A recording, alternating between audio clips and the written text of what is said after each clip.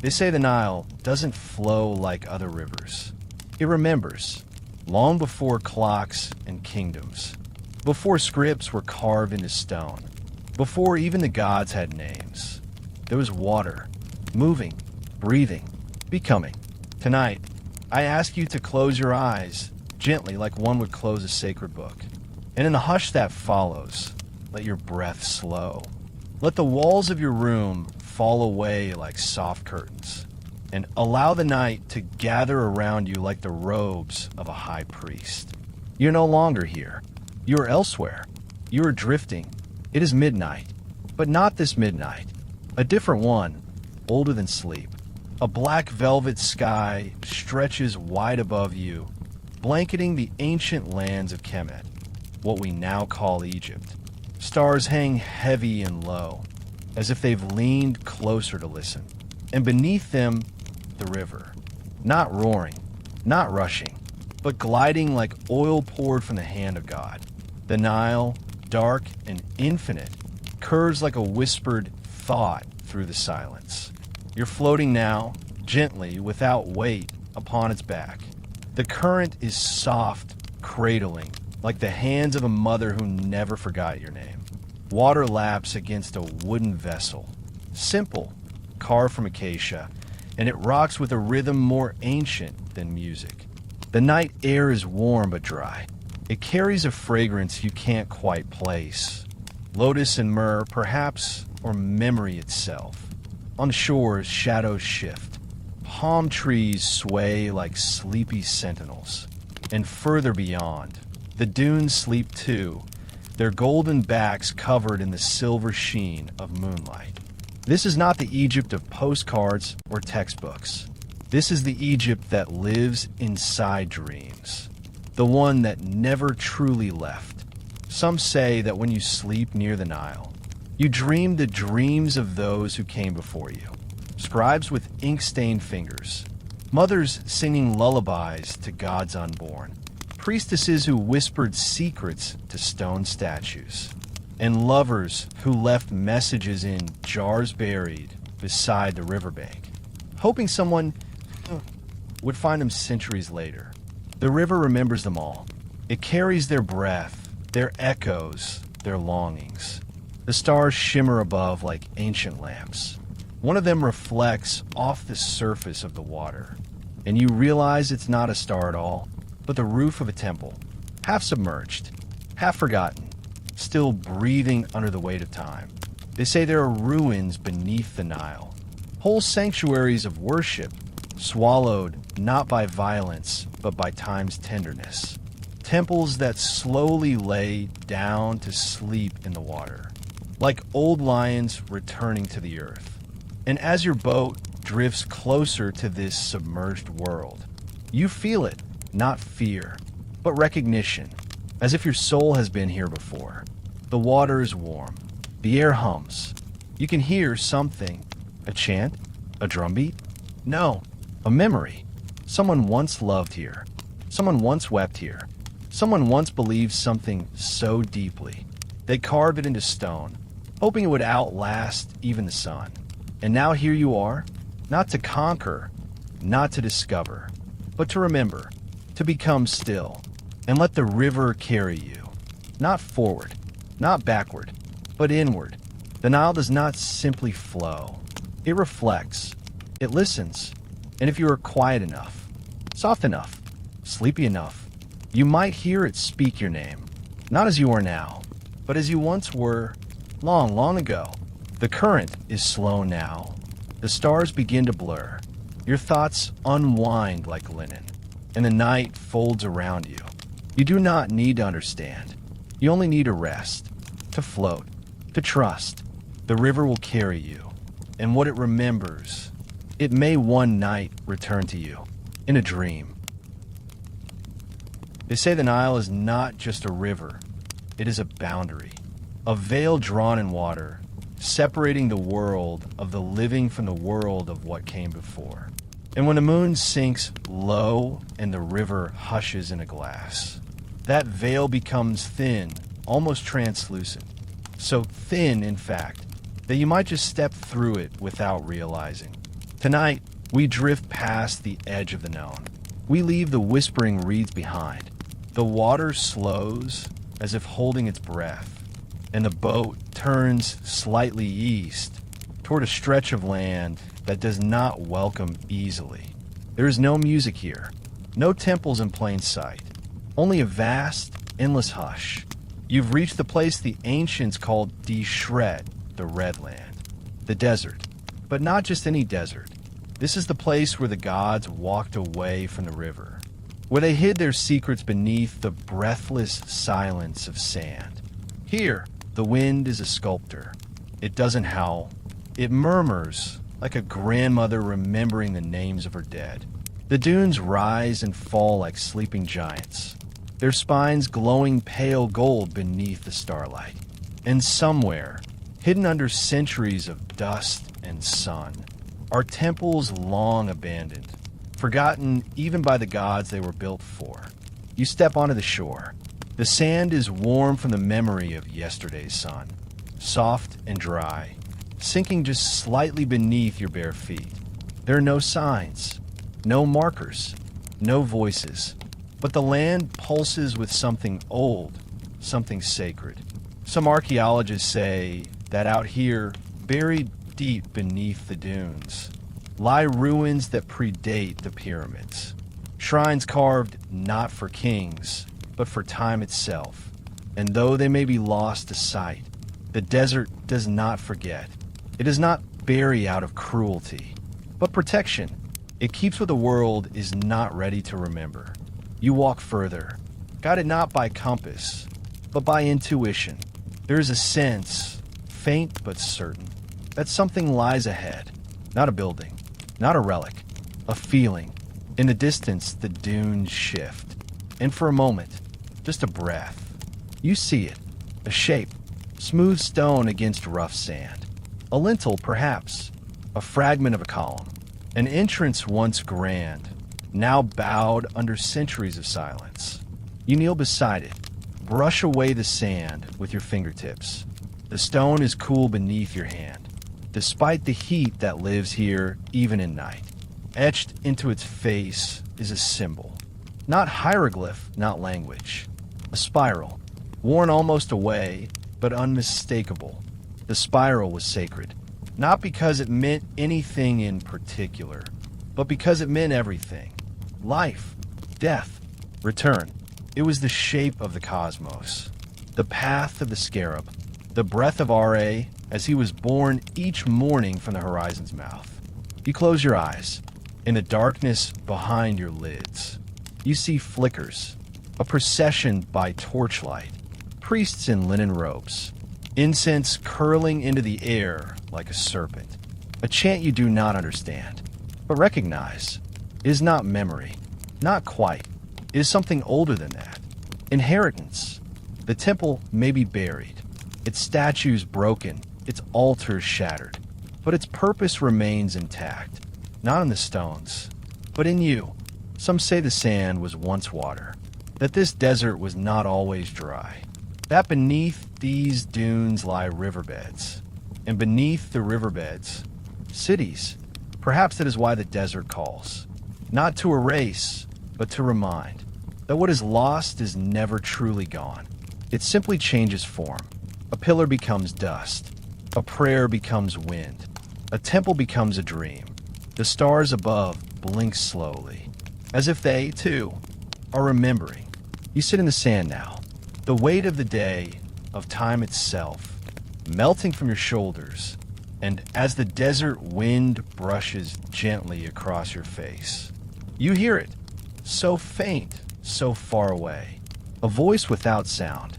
Maybe it's the wind, maybe it's the past, maybe it's something else entirely, but it says, not everything buried wishes to be found. Some things simply wish to be felt. You press your hand into the sand and close your eyes. The temple, the wind, the stars, all folding into the darkness of your rest. You're not lost. You are where eternity sleeps. And here, where sand meets silence, you begin to dream. They say that memory does not live only in stone, but but in scent, that the fragrance of the past drifts endlessly through the air, clinging to reeds, to waters, to dreams. And on certain nights, if you are quiet enough, if your thoughts soften like linen in the breeze, you might inhale the breath of a world long gone and feel it exhale within you.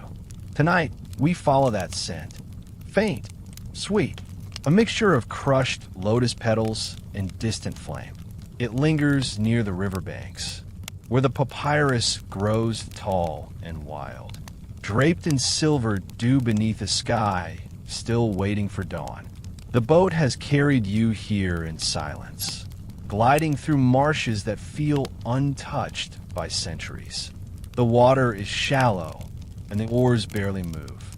Instead, the reeds part on their own, as though someone has been expecting you. The moon reflects in pieces, shattered by the rippling current, and between those silver fragments, you see them, stalks of papyrus, rising like green flutes from the deep. They bend with grace, bowing gently in the direction of your passing. There is a softness to this place, not silence, but serenity. Long ago, these reeds were more than plants. They were scripture, the raw material of memory itself.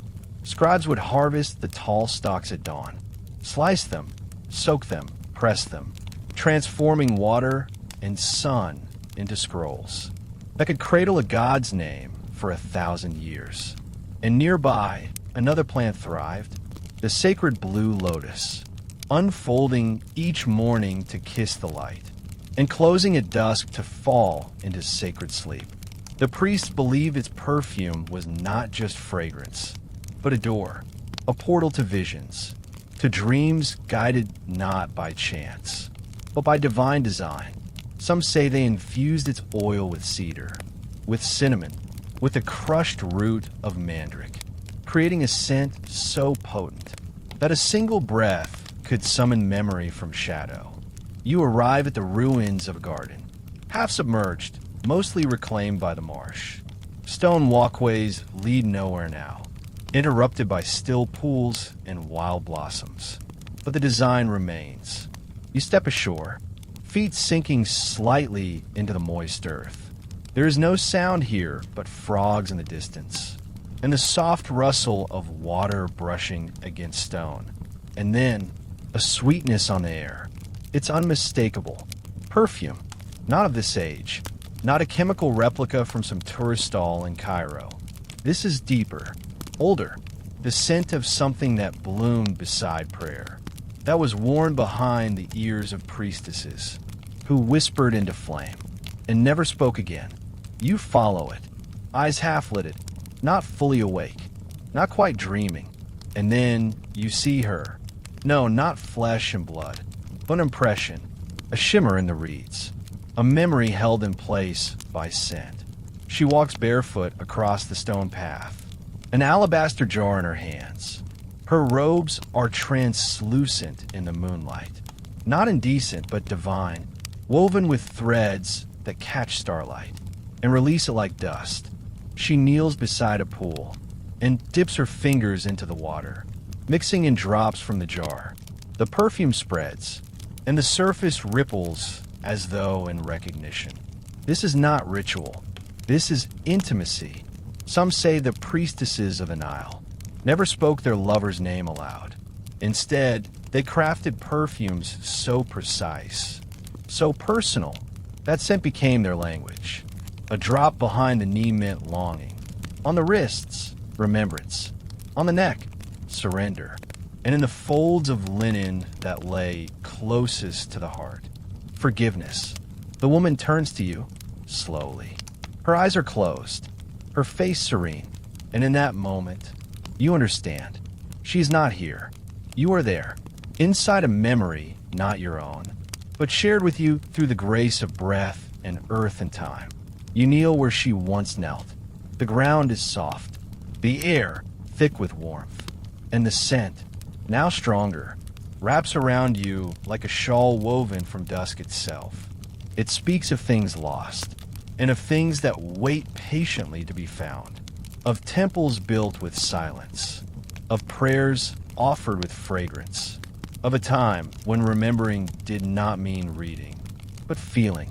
You close your eyes. You are in a chamber made of reed and night. You are wearing robes not made of fabric, but of scent and wind and hope. And the perfume that surrounds you now is not merely perfume. It is a key, a language, a promise, that nothing sacred is ever truly gone. It simply waits, in gardens overgrown, in pools undisturbed, in the space between two breaths. For someone gentle enough to remember, the night deepens, the garden fades, but the scent remains. And as your body sinks into sleep, your spirit lingers a little longer, floating through papyrus reeds and along the banks of memory, guided always by the soft hand of perfume.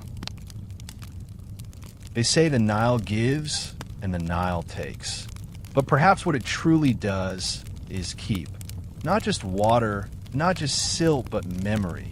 It guards secrets too sacred for sunlight and hides stories beneath its surface like lullabies buried in the womb of the earth.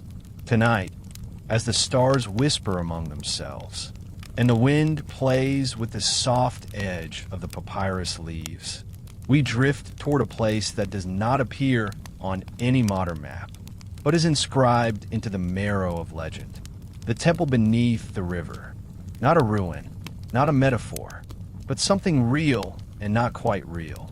A shrine submerged, lost, not to time, not to war, but to mercy. The story is not written in stone. It's carried mouth to mouth, through generations of fishermen and mystics. They say that in the southern bend of the Nile, just beyond a stretch of water that turns golden at dusk, there lies a temple that sank of its own will, not by flood, nor earthquake, nor the wrath of men, but by choice, as if the temple knew something the rest of the world did not. Let's drift there now, your boat barely skimming the surface, your breath slowing to match the rhythm of the ancient current. The water is still, thick with the scent of mud and lily, carrying particles of distant lands and forgotten kings. And there, beneath the mirrored surface, a shadow. At first it looks like a trick of the moonlight, a formation of rocks, perhaps. But no, you lean closer.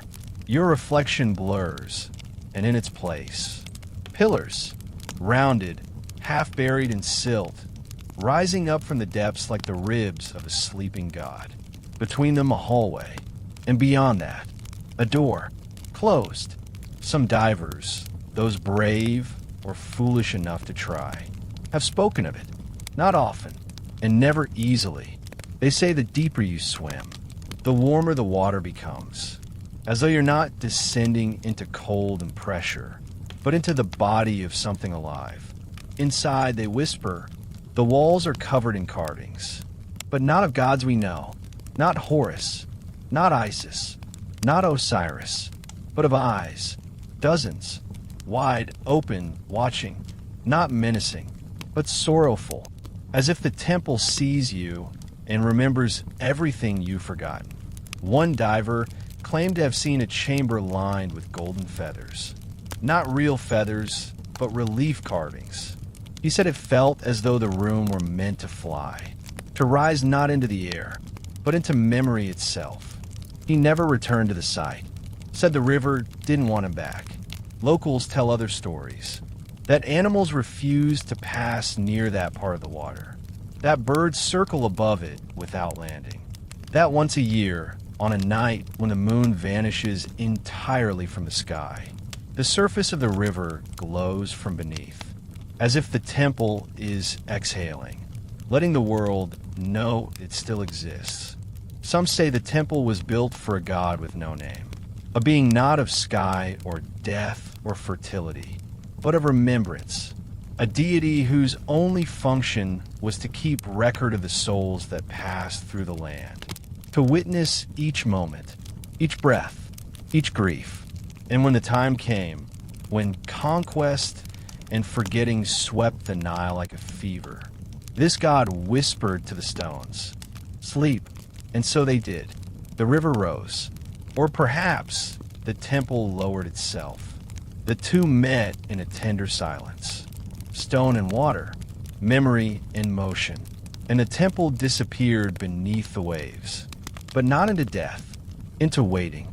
Now, as you lean over the edge of your boat, gazing into the inky depths, you feel it, a pulse, faint, steady, not a current, not the tide, a heartbeat. The temple is not gone. It is dreaming, and perhaps, tonight, you've wandered close enough to share in that dream. You close your eyes. The hush of the water surrounds you. You drift, not your body, but your sense of self. You are not floating now. You are sinking, gently, weightlessly, into a realm where breath is thought, and thought is echo. The door of the temple opens, not in the river, but in you. You step inside. The air is warm. Golden dust swirls like underwater fireflies. The silence is soft and thick and sacred. It wraps around your shoulders like a linen shroud soaked in memory. There are no torches, but there is light, not from flames, but from stories. They glow on the walls. They flicker in your hands. They hum in your ribs. The temple has been waiting, not for a savior, not for a scholar, but for a listener. And tonight, under the slow gaze of constellations, with the water rocking you gently into sleep, you are that listener. You are the vessel. You are the memory. The temple closes its doors again. The river sighs, and you, carried like a secret, begin to dream of what lies beneath. They say the Nile was not born from the earth, but from a woman's tears. Not water, but mourning. Not current, but longing. And so tonight, as the river moves like a black ribbon beneath the twilight sky, we drift not through geography, but through grief. We follow her, Isis, goddess, wife, mother, seeker. To speak her name aloud is to summon silence. A hush as deep as mourning and as tender as breath.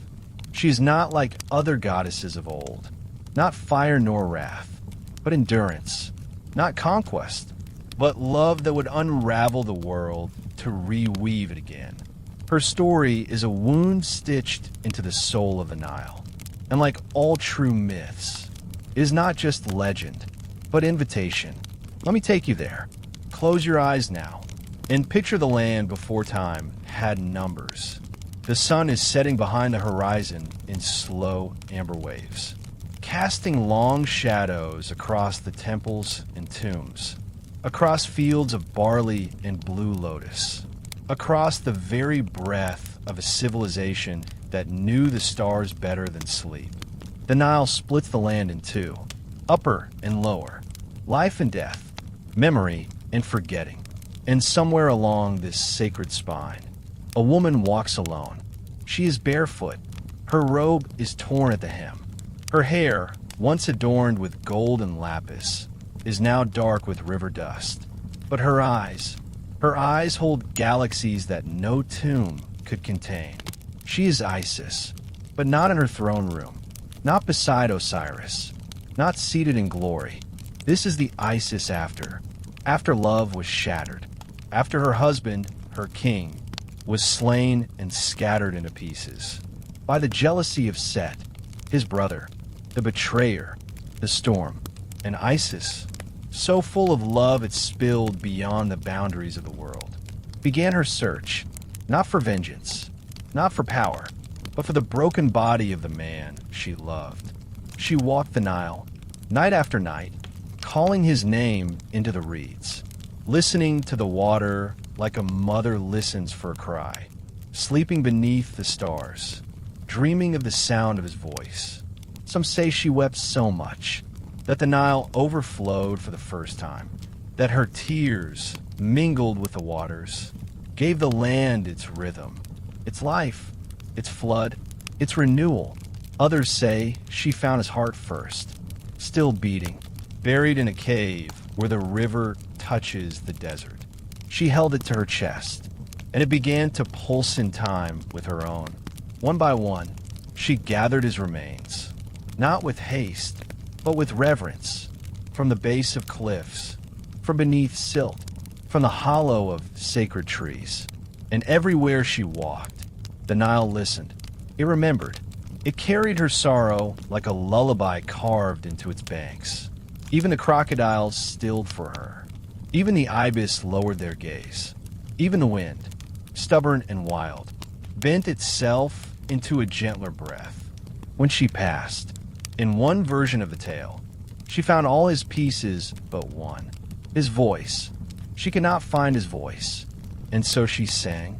She sang the river into stillness. She sang the moon into bloom.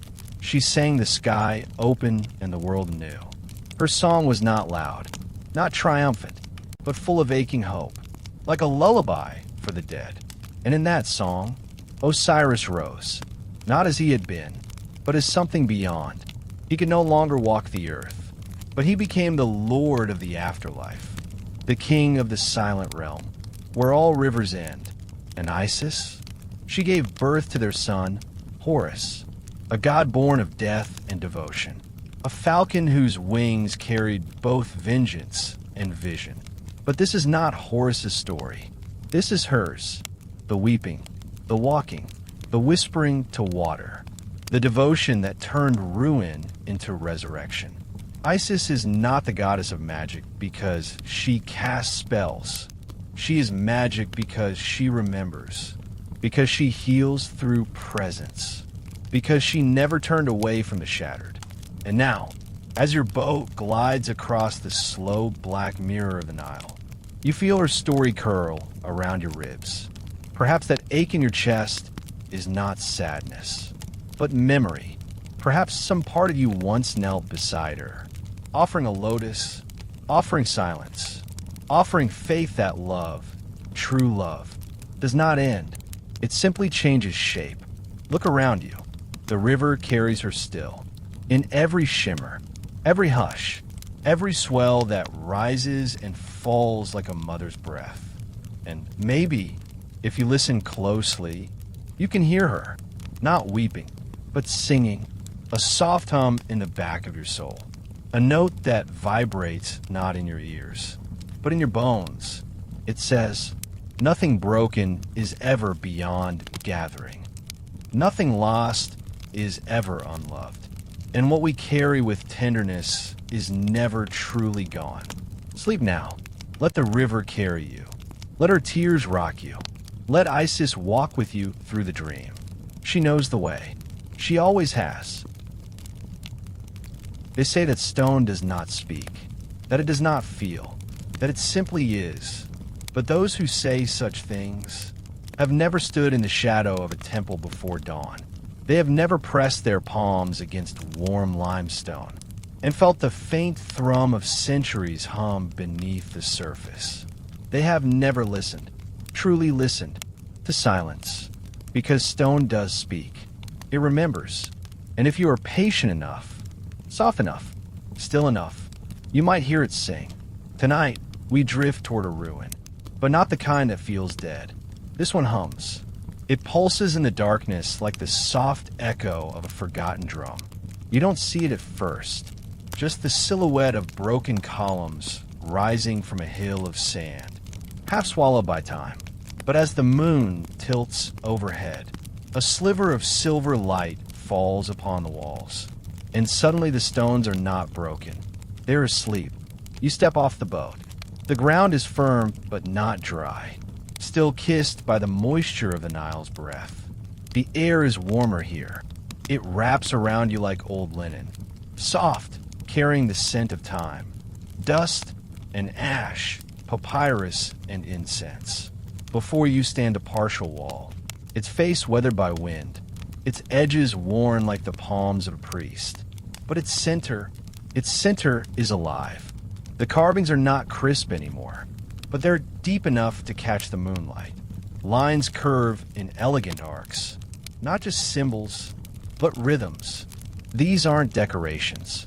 They're music, hieroglyphs that once echoed with chants, stone grooves that once caught the voice of the wind and turned it into hymns, not written to be seen, but to be heard. You reach out, not with your hand, but with your awareness, and slowly the melody emerges. Not loud, not complete, but there, a low tone, like the hum of distant thunder, a rising phrase, as if the stars are inhaling, and then a pause, silence, but not the silence of absence, the silence of reverence. You walk slowly along the edge of the ruined sanctuary. Pieces of pillars lie scattered, some covered in moss, some half buried in the sand. Each fragment tells a part of the song. One holds an image of the goddess Hathor, not in her usual form, but as a cow-headed woman whispering into the ear of a child.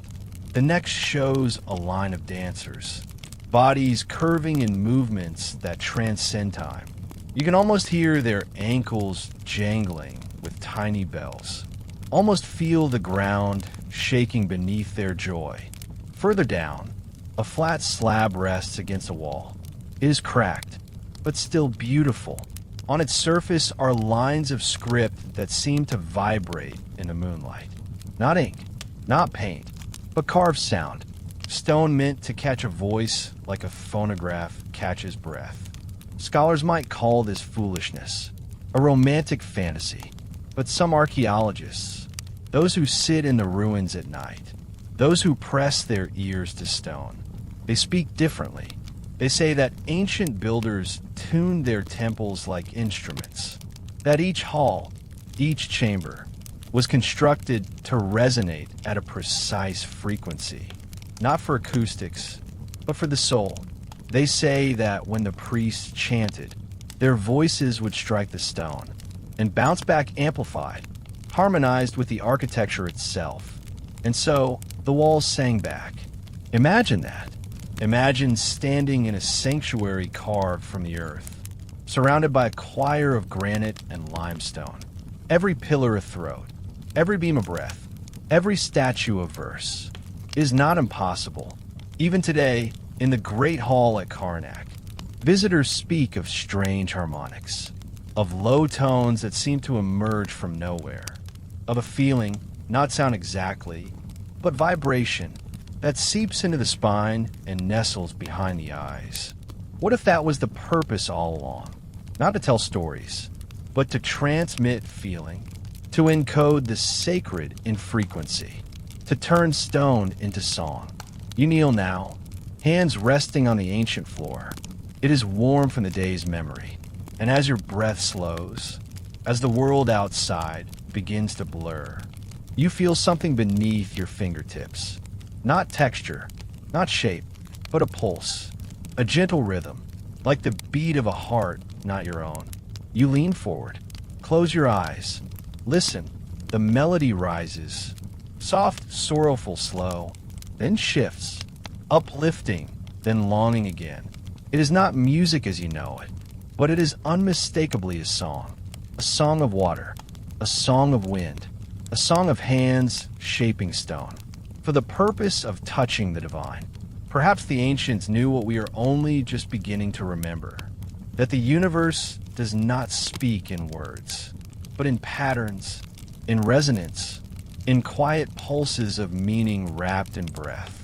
And perhaps, even in its brokenness, this temple still hums with that understanding, still waits for someone willing to listen. Tonight, that someone is you.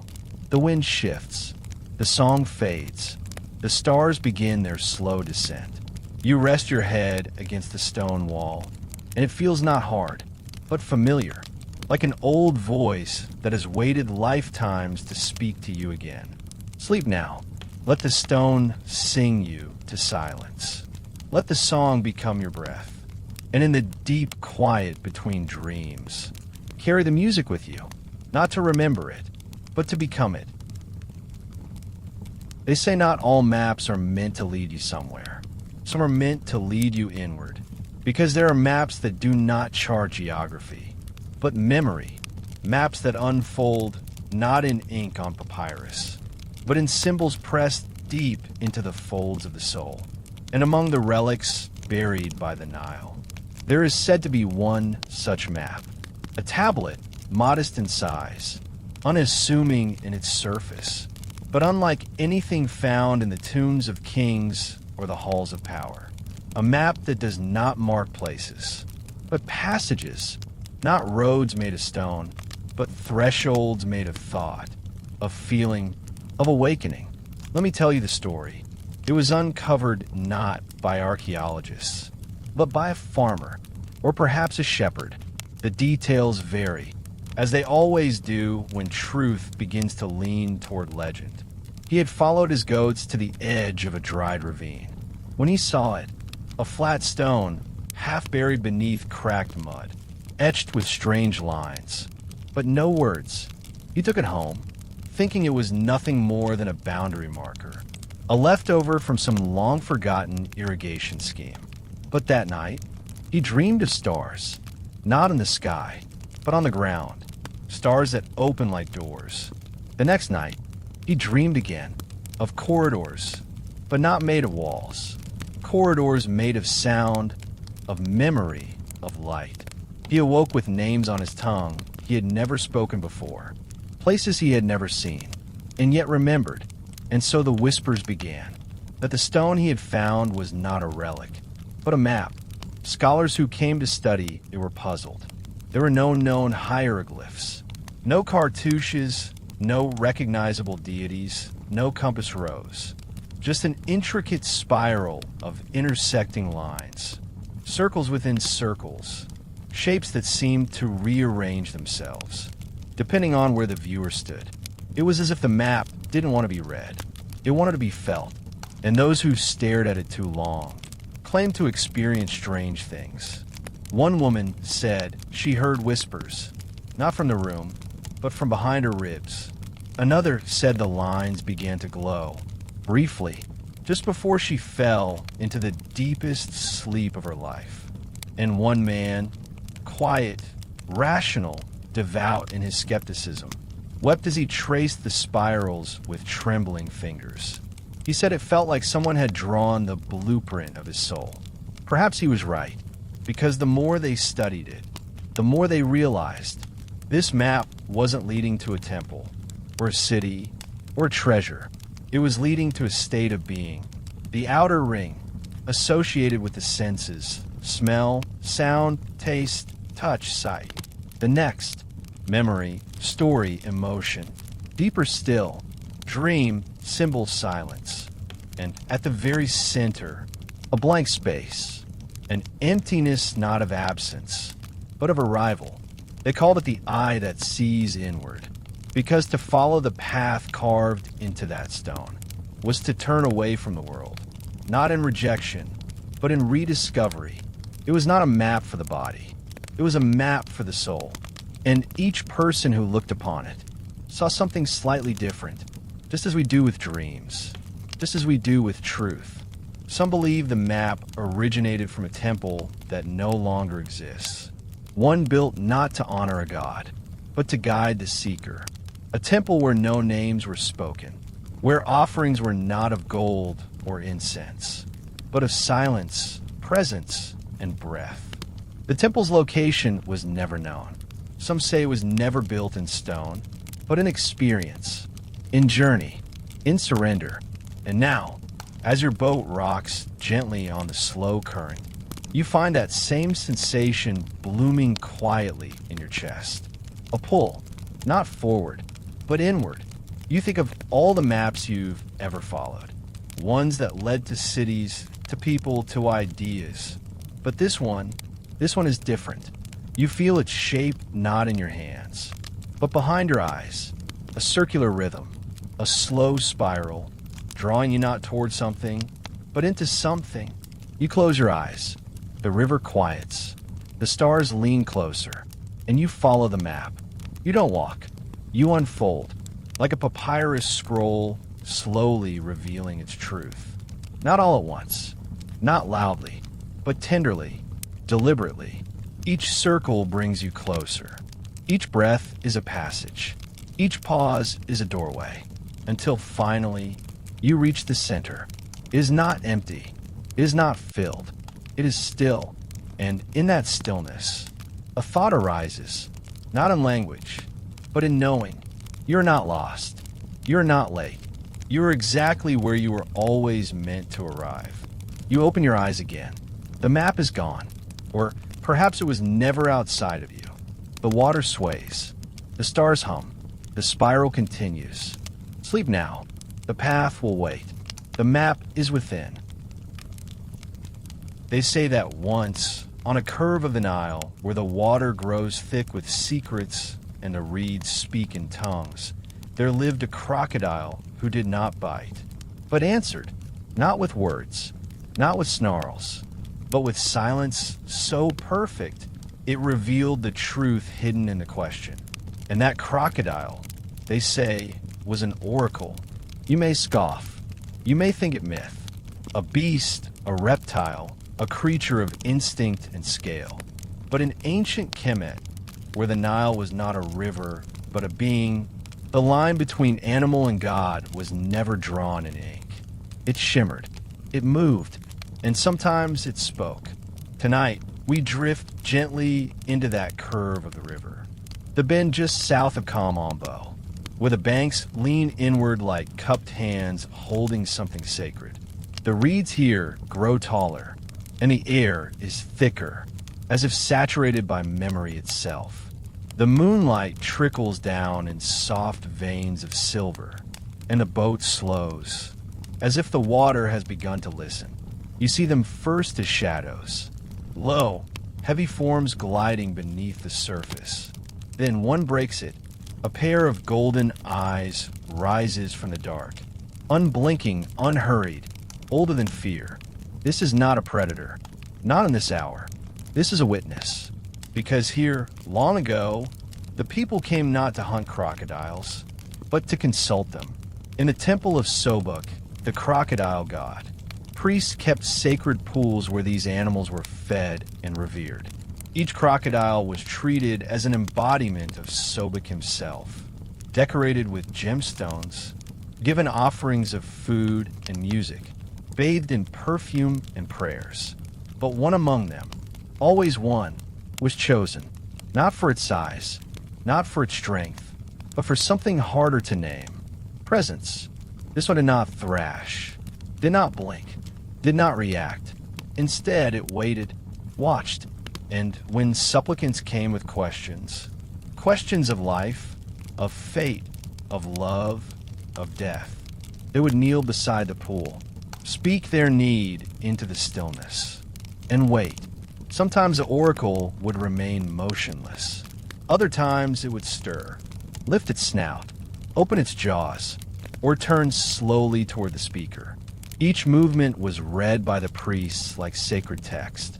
An open mouth could mean warning. A blink, approval. A turn of the body, a test of faith. It was not the movement that mattered, but the silence between the signs.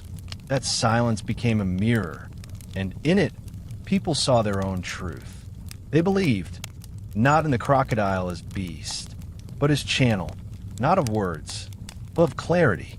And tonight, as you watch the low gleam of a crocodile's eyes glide past your boat, you feel it too. A presence, not threatening, not warm, simply aware. It is not watching you like prey. It is watching you like a page about to be read. You think a question, not aloud, just in the quiet of your chest. A question you have carried like a stone in your pocket. Heavy, unanswered. You do not expect a reply, but still you ask it. And in that moment, the crocodile stops, its body still, its eyes reflecting the moon like twin mirrors. Time stretches. The reeds hush. The stars wait. The river holds its breath.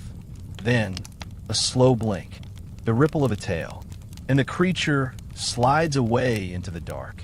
Nothing dramatic, no revelation, but something has changed. Not the world, not the stars. You. Because the answer didn't come from the crocodile. It came through you, as though the presence of the oracle made room for the truth that had always been inside. Isn't that what oracles are for? Not to tell us what we do not know, but to remind us that we already knew and simply forgot how to listen. You lean back in a boat. The water sways. The breeze carries the scent of wet stone and night jasmine. The crocodile is gone now, but its gaze lingers. You feel calm, not because everything is clear, but because clarity is no longer required. Some truths are not meant to be solved. They're meant to be carried, like sacred amulets made of silence. And in that silence, you rest. The river continues its slow, sacred dance. The stars close their eyes, and somewhere beneath the surface, the oracle waits, not for worship, not for fear, but for the next question brave enough to be asked in the language of stillness. Sleep now. The answers are already within you, and the crocodile is watching over your dream. They say there was once a woman whose voice could calm the Nile.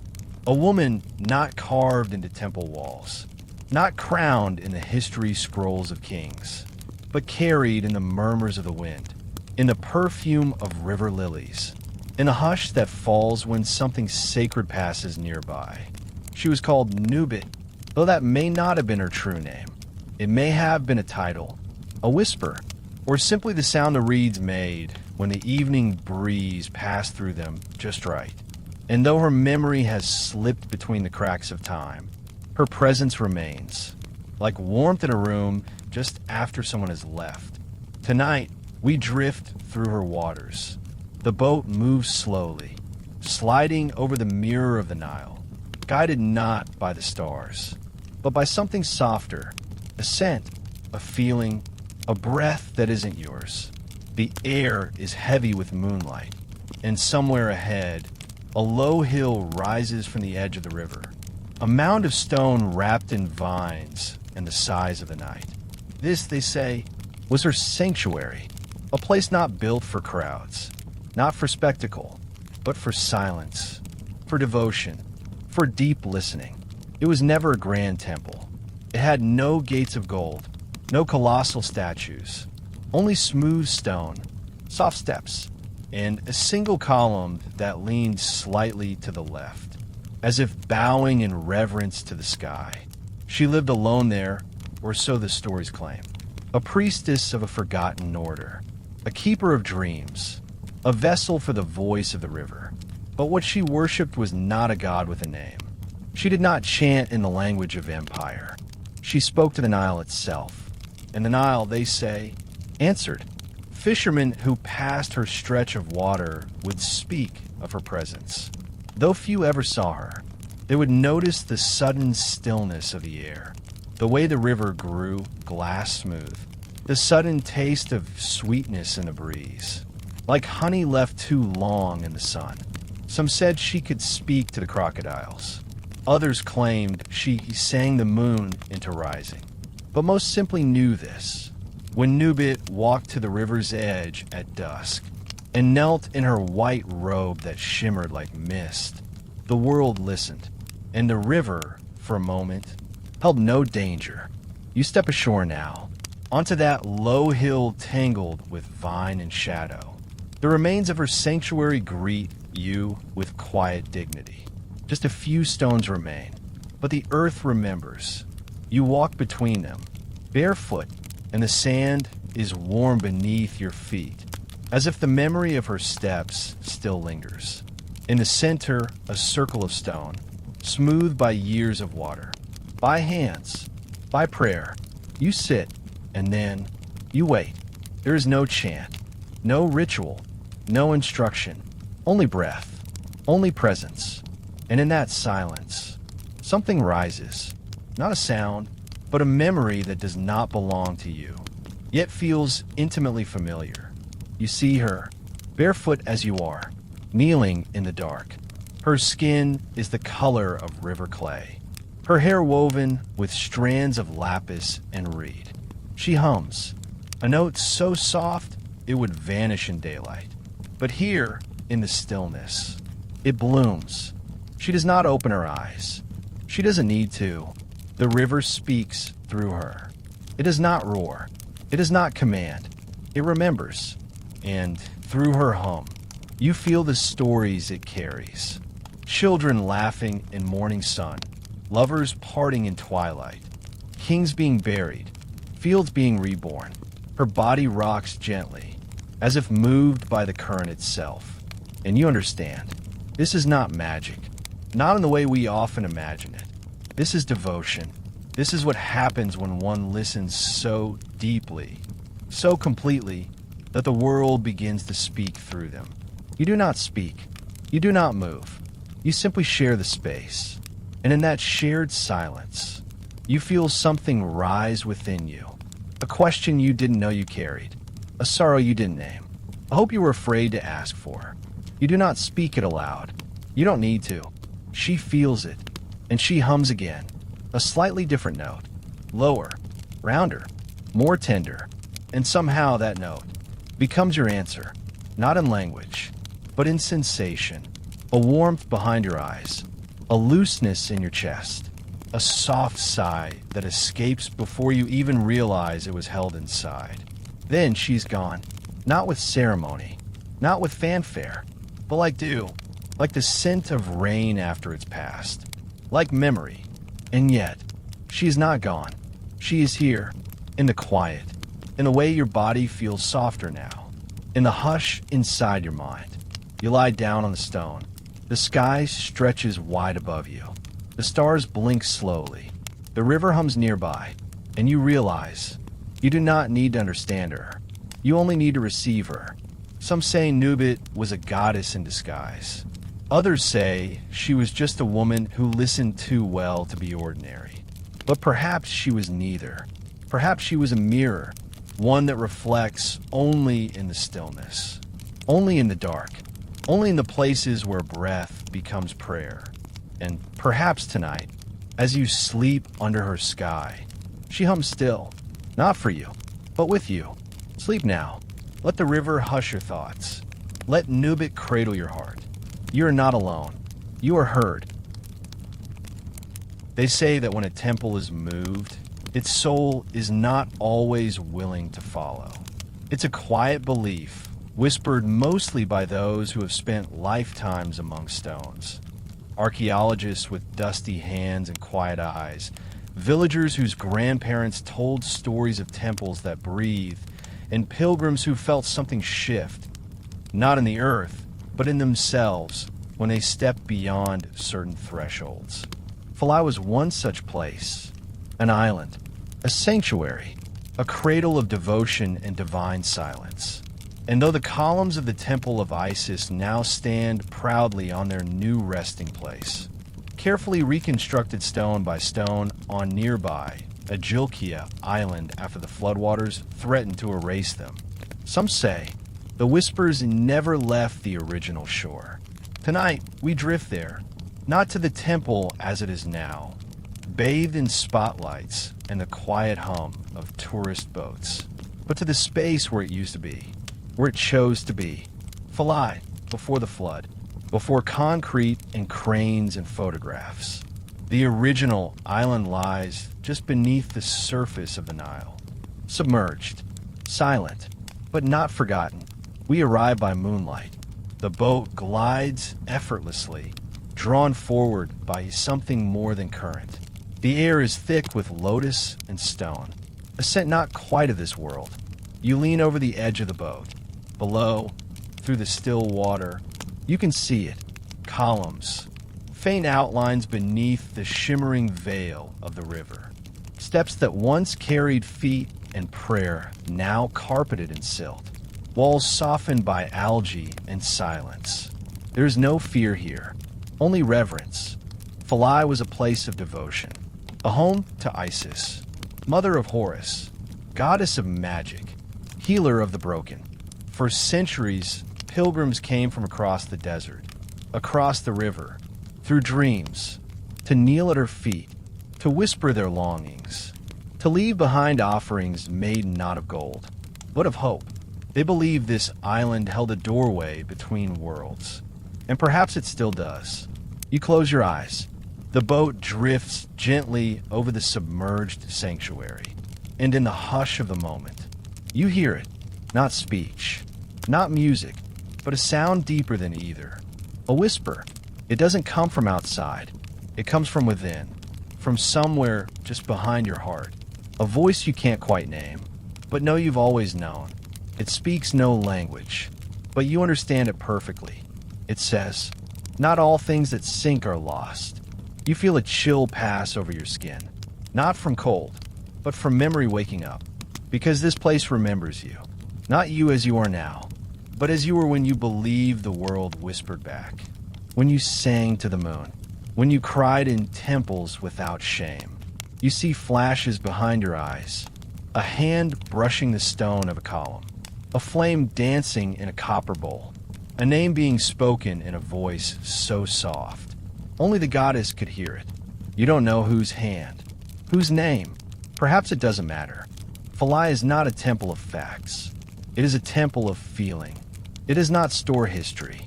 It holds longing. Some believe that when the temple was moved, a part of it stayed behind, not in defiance, but in devotion, as if the island itself chose to cradle the spirit of a shrine. Even as the stones were carried away, divers who descend to the original site speak of strange sensations. Some say they feel watched, but not in fear, in recognition. Others say they hear voices through their regulators, soft hums that vibrate through the water like distant chants. One diver, a woman from Luxor, said she wept uncontrollably the moment she touched the first submerged step. It felt like touching the skin of a god, she whispered. Perhaps she did, or perhaps, for a moment, she remembered something the rest of us have forgotten. That temples are not just stone. They are agreements between land and light, between water and worship, between memory and presence.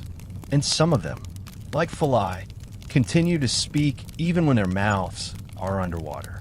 You lean back in a boat. The stars hang heavy above you, as if listening. The water laps gently against the hull.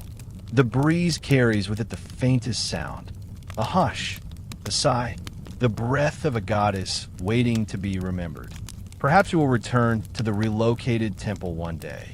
Walk its paths, touch its sacred walls, offer your thoughts at the altar. But tonight, you are with the soul of Philae, not in marble, not in reconstruction, but in the space beneath the surface, where memory sleeps with its eyes open. Sleep now. Let the whispers of the deep carry you. You are safe. You are held. And beneath the river, the temple still hums your name. They say that when the sun goes to sleep, the stones begin to speak. Not loudly, not in words, but in a language of shadow and shimmer, of curves revealed by moonlight, of quiet stories that daytime always rushes past. Tonight, we follow that hush. We do not seek the roar of discovery. We seek the whisper of presence. And for that, we must wait until the moon rises. It does so slowly, like a priestess unveiling her face. Its silver light slips across the desert like a gentle tide, touching the temples not with force, but with memory.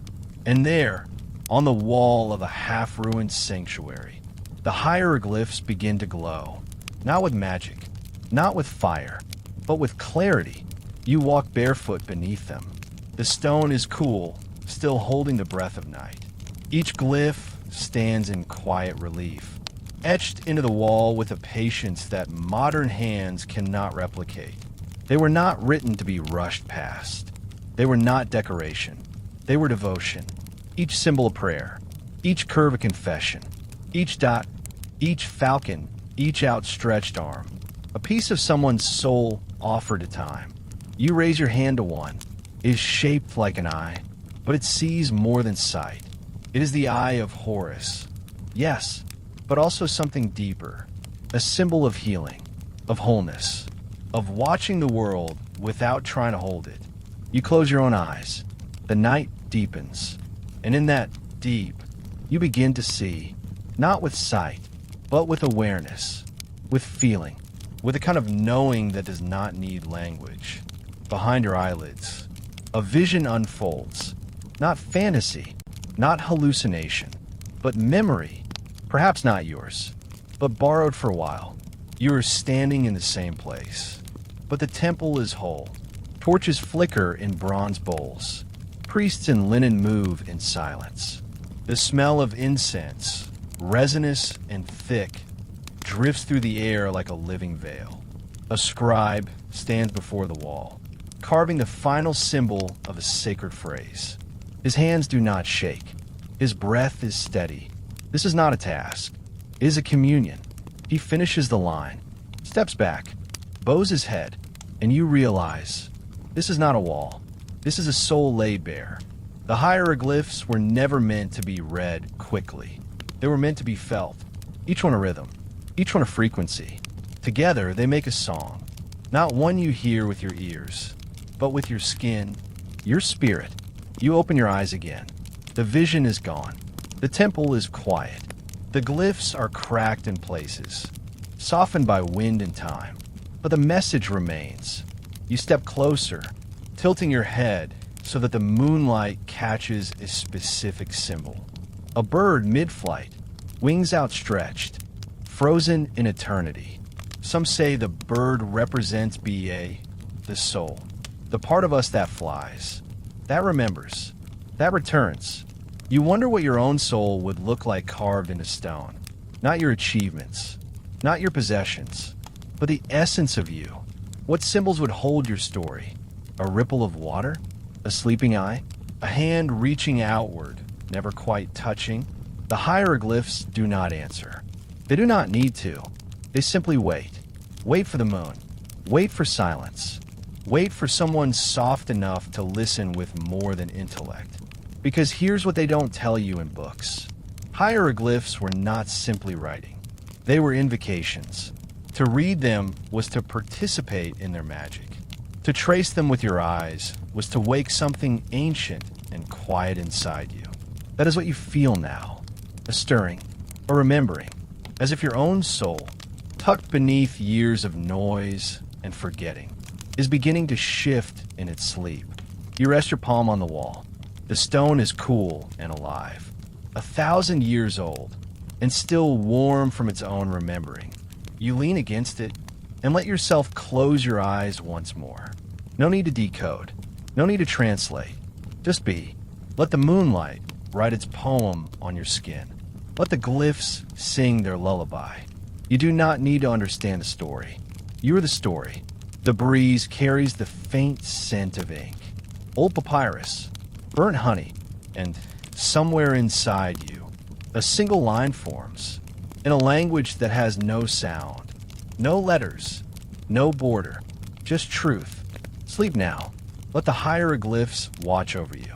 Let the moon carve your dreams in silver.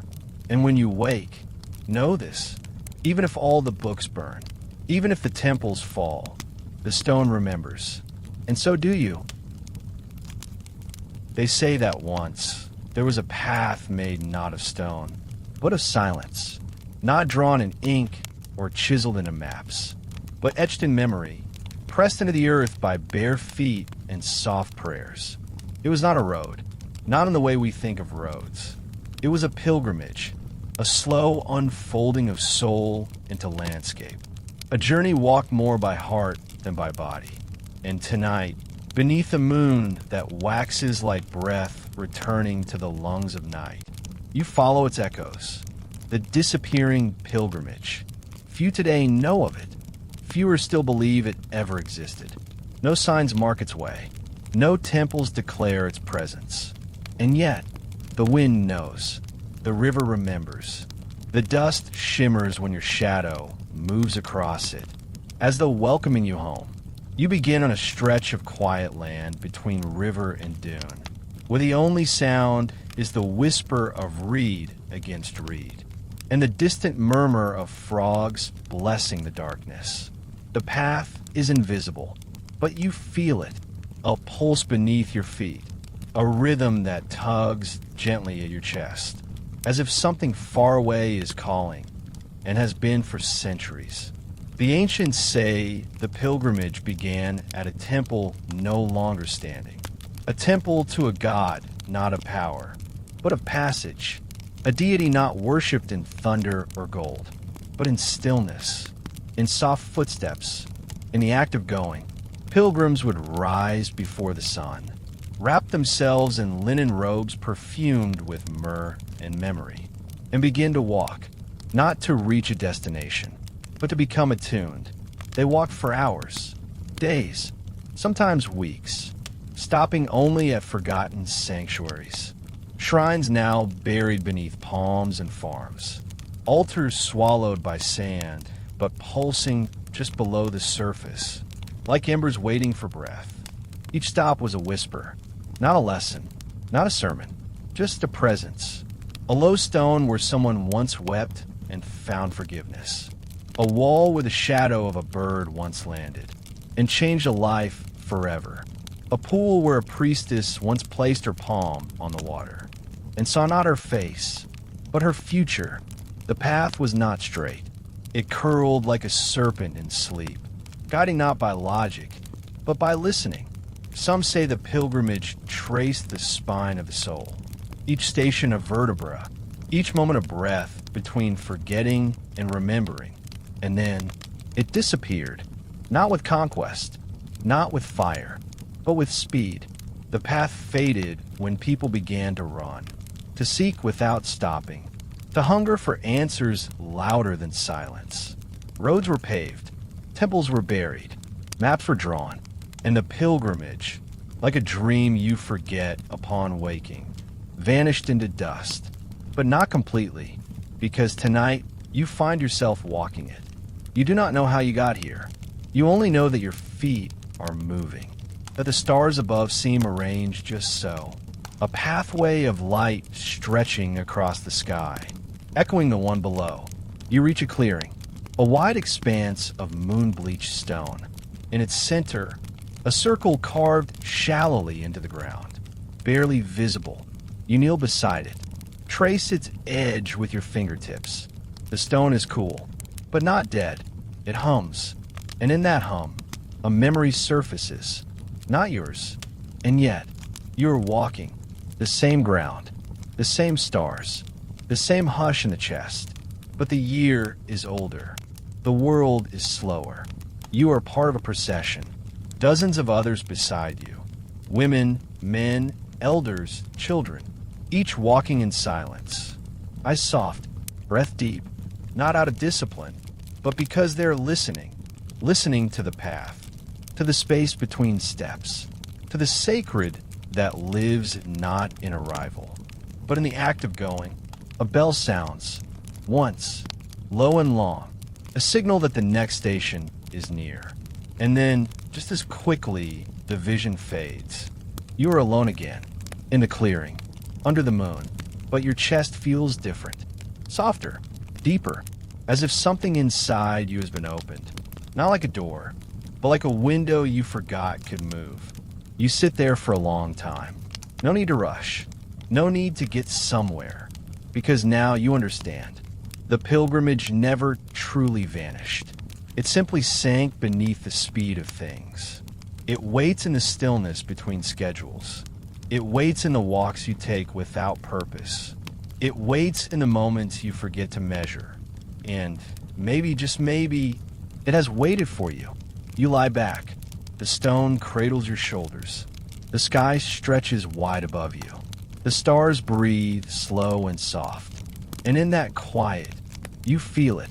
The next step, not forward, not outward, but inward. Sleep now.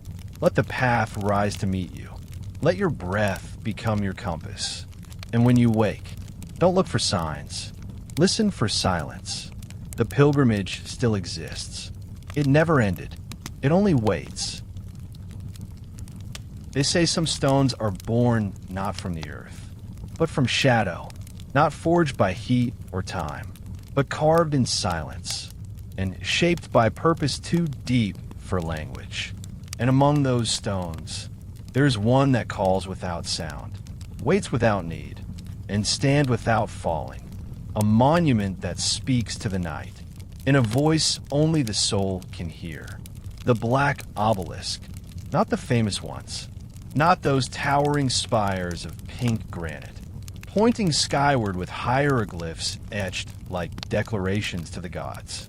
No, this one is different, hidden, forgotten, perhaps even buried on purpose. Or perhaps it buried itself. Tonight we travel not to a city, not to a ruin open to the world, but to a collapsed corridor whispered about in only the most reluctant of footnotes. A passage beneath an unmarked hill, where rumor says something ancient and still stands, something black and humming and patient. The boat moors near the bend of the river where few go. The reeds here grow thicker, intertwining like fingers clasped in prayer. Even the wind sounds different, not mournful, but reverent, like it knows what sleeps below. You step off the boat. The earth is soft, rich with silt, and there, just beyond the thicket, a narrow opening, half covered in vines and dusk. The corridor descends. You light no torch. The dark is not threatening here. It feels clean, cool, like stepping in a memory that has never been disturbed. The stone beneath your feet changes as you descend. At first, the familiar limestone, pale and porous. But then, a shift. The walls become smooth, dense, almost like obsidian. But not glass, not volcanic, something else. You begin to feel it before you see it. A weight in the air, a slow vibration in your sternum. Not unpleasant, just true. And then, there it is. The black obelisk. It stands no taller than a person, but it feels monumental, not because of size, but because of presence. It does not reflect light. It absorbs it. It is not etched, not painted. Its surface is blank, smooth as a mirror that has forgotten how to show faces. And yet, you sense movement within it, a kind of slow swirling, like ink and water. You do not reach out. You simply stand before it, and in the stillness, you begin to feel a shape form behind your ribs. Not a thought, not an image, a pattern, a spiral, then a line, then a pulse. Somewhere deep within you, a door begins to open, because the obelisk does not give answers. It gives alignment. They say this black stone was not placed here by priests, that it was not carved by human hands, that it was not built, but found. And those who found it, those few initiates allowed into this hidden chamber, return changed, not loud, not glowing with revelation, but quieter, more attuned, like a bell that had finally remembered its tone. One scribe, whose scroll was later discovered in a sealed jar not far from this site, wrote only 7 words. I stood before it. Now I listen. Some believe the black obelisk was a tuning fork for the spirit, that it resonated with the body's inner frequencies, gently rearranging chaos into harmony. Others say it was a gate, not to another place, but to a state of being. Still others, the mystics, say it is alive, that it does not speak because it is speech, not language, but truth, in its rawest, quietest form. You breathe slowly now. The air in the chamber is dense, not with dust, but with awareness. You do not think, you feel, and in that feeling, you begin to dissolve, not disappear, just unharden. You feel the tightness in your chest begin to loosen. The noise behind your eyes quiet. The endless churning of thought falls still. What remains is not emptiness. It is clarity, like cool water after thirst, like breath after weeping, like a song that needs no melody to be beautiful. You sit before the obelisk. You do not ask. You do not seek. You simply align. And in that alignment, a message rises, not in words, not in sound, but in knowing.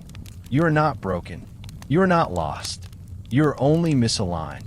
And even now, the stars are helping you remember the shape of your own soul. You place your palm on your chest. You feel the beat. Steady, present, like an echo of something ancient, still willing to carry you forward. You rise. The obelisk does not move. It never has. But you do. Softer, straighter, deeper. You walk back through the corridor, your shadow long and slow behind you. The night greets you like a friend. The boat waits. The river sighs. You lie down on the wooden deck. Above, the stars shimmer like grains of sand on a velvet cloth. Sleep now. Let the black obelisk rest within you. Let your breath find its rhythm. You are not chasing answers anymore. You are becoming the silence that holds them. They say that the Nile hides its treasures not in the deep, but just beneath your feet. That its greatest secrets aren't buried in tombs or beneath pyramids, but lie scattered in the soft, wet skin of the riverbank, camouflaged by mud, and protected not by traps, but by forgetting, because some things are not meant to shine, not until the right eyes, the right hands, the right heart finds them. And tonight, we go in search of one such thing. You arrive at a narrow inlet where the Nile slows, where the current seems to hesitate, as if uncertain whether to flow forward or return to its source. The water here is shallow and murky, thick with silt, still with heat, even in the cool hush of night. To most, it is just another muddy bank, unremarkable, easily passed by. But to those who know the land, the old villagers, the dreamers, the diggers who never write reports, this place is a whisper, a breath, a presence felt, not seen. The locals call it the place where gold forgets its name. And tonight, so do you. You step off the boat. The ground beneath your feet is soft, sponge-like, almost like the earth is trying to remember how to hold weight. With each step, the mud curls around your ankles, warm and wet, sighing under your tread. There is no map, no marker, no statue fallen in the reeds to hint at a shrine. Only silence, only presence. And then your foot strikes something. Not stone, not wood, but something with resistance. A texture smoother than the earth, slicker than the reeds. You kneel, with hands still slick from river water. You begin to brush the mud aside, slowly, gently, as though uncovering a sleeping animal, or the face of someone you loved in another life. And there, beneath the film of silt, a glint, gold, but not jewelry, not coins, not treasure in the way the world usually means. A leaf, thin as breath, curved and etched with lines so fine. They seem to disappear if you look too closely. A funerary ornament, perhaps, or part of a burial mask. But this one is different. It is wrapped around something. You brush more mud away, and your hand still, because what it encircles is not bone, not relic, but a script, delicate papyrus, miraculously preserved by the unique marriage of mud and magic, sealed in the gold like a secret cradled in silence. You do not open it, not yet. You simply hold it, feel its weight, which is no weight at all, and yet heavier than anything you've ever carried. You sit in the mud, legs folded beneath you, cradling the leaf-wrapped scroll like an infant made of time. And in that moment, you understand. This was not meant to be found quickly. This was not meant for those who came seeking treasure. This was meant for those who came seeking truth. Later, scholars will argue. They'll examine the script and call it devotional. A litany to the sun, perhaps, or a hymn written by a temple scribe in exile. But you know better, because in that quiet moment by the river, before the scroll is cataloged, before the leaf is removed, before the world names and dissects it, you feel it, not in your mind, but in your chest. The scroll hums, not with sound, but with recognition. It says, you have buried parts of yourself in mud, not because they are shameful, but because they are sacred, and sacred things need time to ripen in silence. You hold the gold to your forehead. It is still warm, still alive, Perhaps it was an offering. Perhaps it was a love letter to a god who never replied. Or perhaps it was simply a record of someone's becoming. Not a confession, not a sermon, just a moment made permanent. You rise slowly, your body coated in mud, your fingers trembling with reverence. You return to the boat. The scroll rests beside you, wrapped now in linen and quiet awe. The night is deep. The stars shimmer gently overhead, and the Nile rocks the boat with a rhythm older than speech. You lie back, feeling the gold still against your skin, and as sleep begins to rise, thick and slow like incense, you realize there is gold beneath your own mud. There are stories you've buried out of fear they be taken, or misunderstood, or broken, but the river knows. The river always knew, and when you're ready, when the silence is deep enough, those stories will rise too. Sleep now. Let the mud hold you. Let the gold remain hidden a little longer. It will shine when it's time. They say there was once a temple that no one could find with their eyes, only with their ears. It did not stand on stone foundations, nor did it rise toward the sky like the pyramids. There are no statues of gods, no columns carved with myths, no record of its name, no glyph to mark its place on a map. And yet, those who wandered the river at certain hours, in certain seasons, swore they heard it, rising from the horizon like the memory of a song, a resonance, a hum, a calling, a temple made not of matter, but of sound, a temple built from echoes. Tonight, we drift toward that mystery. The river is wide here, its banks fading into the night like ink spreading across linen. No moon, only stars, a sky so still it feels held in a divine pause. And as your boat glides forward, something changes in the air. It's not cold, it's not wind, it's a tone, subtle, deep, barely perceptible, like the breath between two syllables of a forgotten prayer. You close your eyes. You stop rowing. You listen. At first, nothing. Then, a vibration behind the ears. A feeling more than a sound. Low and slow, like the earth humming a lullaby to itself. The boat drifts further. The air thickens, not with heat or scent, but with presence. And then, as your breathing slows, you begin to hear it. The echoes. They don't arrive like voices, or chants, or drums. They come like memories returning to their source.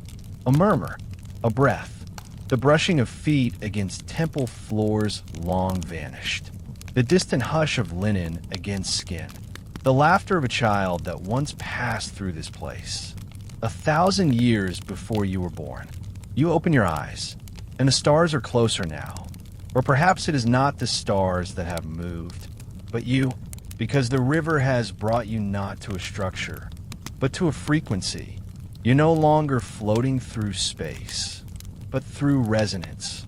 And there, rising like a mirage of memory, the shape of something vast and invisible, not made of stone, but made of sound, a temple sculpted by vibration, its walls woven from echoes of devotion, of longing, of silence once broken and never forgotten. You step off the boat, and though there is no ground, you do not fall. You walk as if the air beneath your feet knows how to carry you, and the temple welcomes you, not with light, not with gates, but with echoes that wrap around your form like a familiar hymn. Each step you take stirs another, a murmur of a voice that once knelt here, a sigh of a soul that once asked for healing, a fragment of laughter from a pilgrim who found more than they sought. This is not imagination. This is memory, but not your own. The temple holds the voices of those who have passed through and gives them back to those who need them most. You reach the center, a space that feels vast, though it has no visible boundaries. And in that space, a stillness so deep, it feels alive. You kneel, not because you must, but because your body remembers how to honor silence. And in that silence, an echo begins to rise from within you. At first, you think it comes from the temple, but then you realize it is your own voice, not speaking, not singing, but echoing. The thoughts you never voiced, the hopes you buried, the questions you've carried like stones in your chest. The temple catches them, not to answer them, but to give them back to you clearer. This is its gift. It does not heal. It resonates. It takes what you whisper, even the things you didn't know you whispered, and reflects them through the chamber of centuries. What returns is not the same. It is gentler, wiser, more whole. You sit in the center of the temple that has no stone, the temple that lives only in sound, and you feel yourself begin to soften, to unravel, to remember, because somewhere in the echo, you hear a truth. You are not broken. You're not lost. You're simply unfinished. And the echo you hear now is the shape of your becoming. You don't want to leave, but you don't have to. The temple will remain, always, not as a place, but as a resonance you carry within your chest. A tone you can return to when the world is too loud. A silence that sings when nothing else makes sense. You rise slowly. The echoes fade, but their imprint stays. You step back onto the boat. The stars blink slowly overhead. The water welcomes you once more. And as your eyes begin to close, you hear one final note. Soft, low, steady. A goodbye, a beginning, a reminder. Sleep now. Let the echo follow you into your dream. Let it rebuild the quiet chambers of your soul. The temple will wait for you. It always has. They say it happened only once.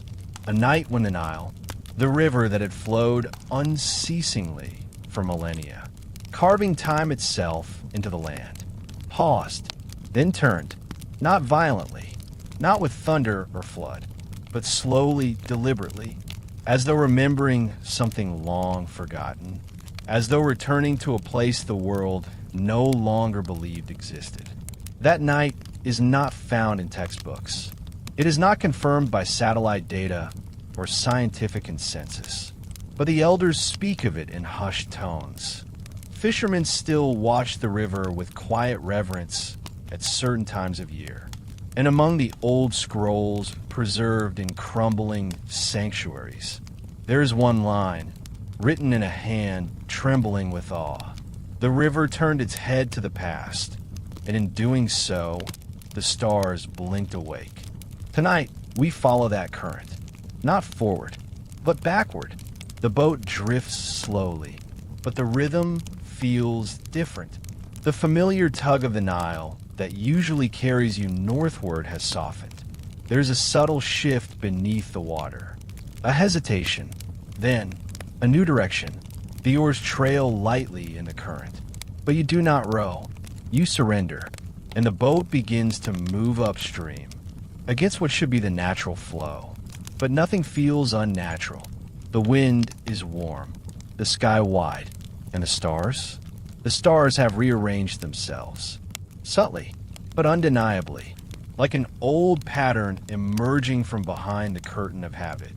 You look up, and for a moment, you feel disoriented, not lost, but unfastened, as if time has loosened its grip just enough to let something deeper slip through. The Nile begins to speak, not in words, not in voice, but in pulses. Each ripple is a breath. Each bend in the river is a memory uncoiling. You pass familiar banks, but they no longer feel familiar. Everything is reversed. The trees lean differently. The winds speak older languages. The land seems to remember its own beginnings. And then, you see it. A village not drawn on modern maps. Huts made of woven reed and clay, glowing softly with firelight from within. People move slowly, as if aware that the night is sacred. One figure walks toward the water. An old woman, eyes bright as obsidian, carrying a clay bowl in both hands. She kneels at the edge, scoops water, whispers something into the bowl, then pours it back into the river. You do not hear her words, but you feel them. They sink into the water like a blessing wrapped in grief. And in that moment, the river shudders, not with fear, but with recognition, because what she gave was not a prayer. It was a memory, and the river, turning gently in its bed, has chosen to carry it backward, toward its source, toward its birth, toward the moment when all things were still whole. And now you understand. The Nile did not reverse for us, not for the living, not even for the gods. It reversed for itself, to remember, to grieve, to reclaim something it had long surrendered in service to forward motion. There are times in every life when the only way forward is back. Not regression, but restoration, recollection, return. You close your eyes.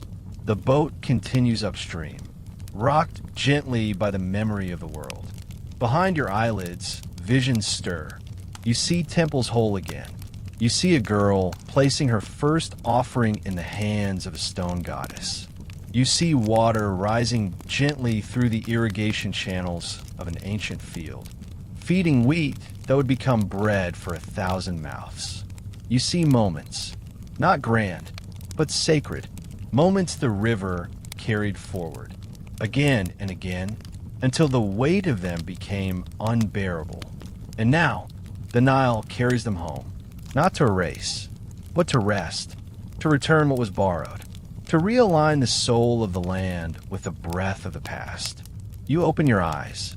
The sky has shifted again. The stars lean differently. Even the silence sounds older, and the boat slows. You are back where you started, but nothing is the same, because the journey was never meant to take you elsewhere. It was meant to take you within. You lie down in the boat. The water cradles you. The breeze hums low lullabies through the reeds. The stars blink slow, sleepy blinks. And beneath your ribs, a knowing settles. Sometimes we must turn to face the past. Not to dwell, but to receive what was left there for us. Sleep now. Let the river carry you. Not away, but back. To the first breath. To the first silence. To the first whisper that said, "You are whole. The Nile has turned.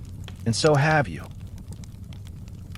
They say that every temple has a threshold, and every threshold a guardian. Not always fierce, not always visible, but always watching. Watching not to keep others out, but to see who is ready to step in.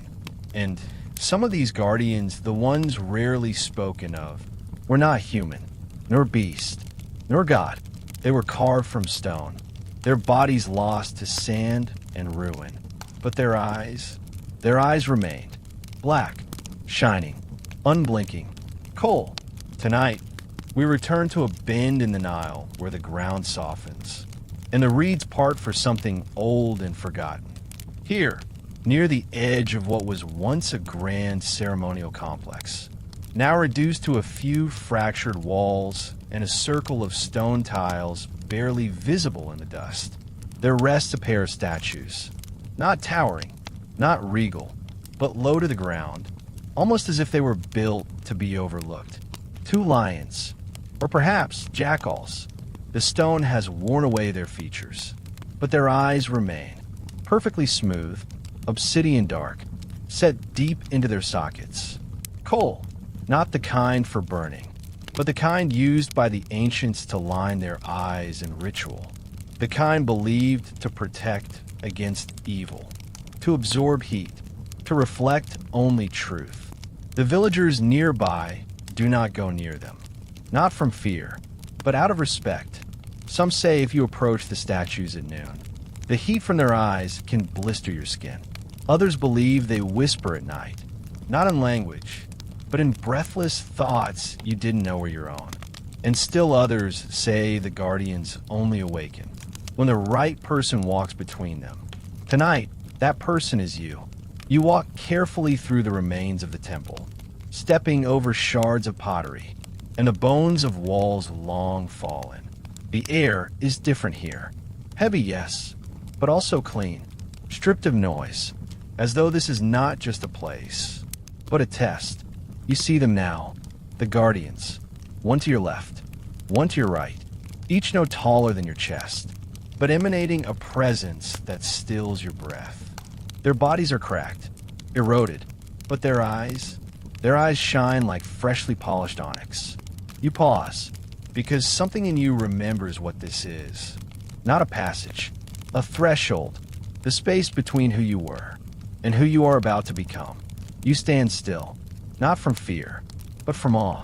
And then, without command, your feet begin to move. You step between them, slowly, softly, and in that space, between the two silent guardians, something shifts. The wind stops, the insects hush, the night folds in around you like a cloak, and their eyes, their coal black eyes, catch the starlight. For a breathless second, you see yourself reflected in them, not just your body, but your essence, the quiet part of you that watches, waits, remembers. A pulse echoes behind your ribs. You do not understand it, but you recognize it. It says, "This is not about passing through. This is about being seen." Because these guardians, these watchers in the dust, they are not gatekeepers. They are mirrors. They do not judge. They reflect.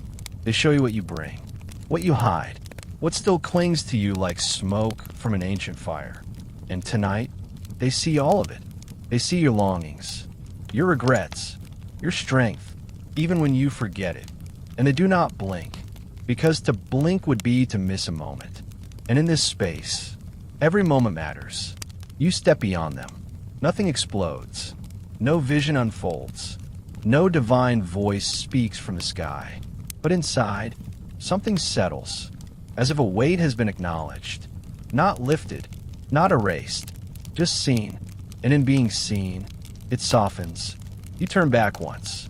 The guardians remain. Still, silent, unshaken.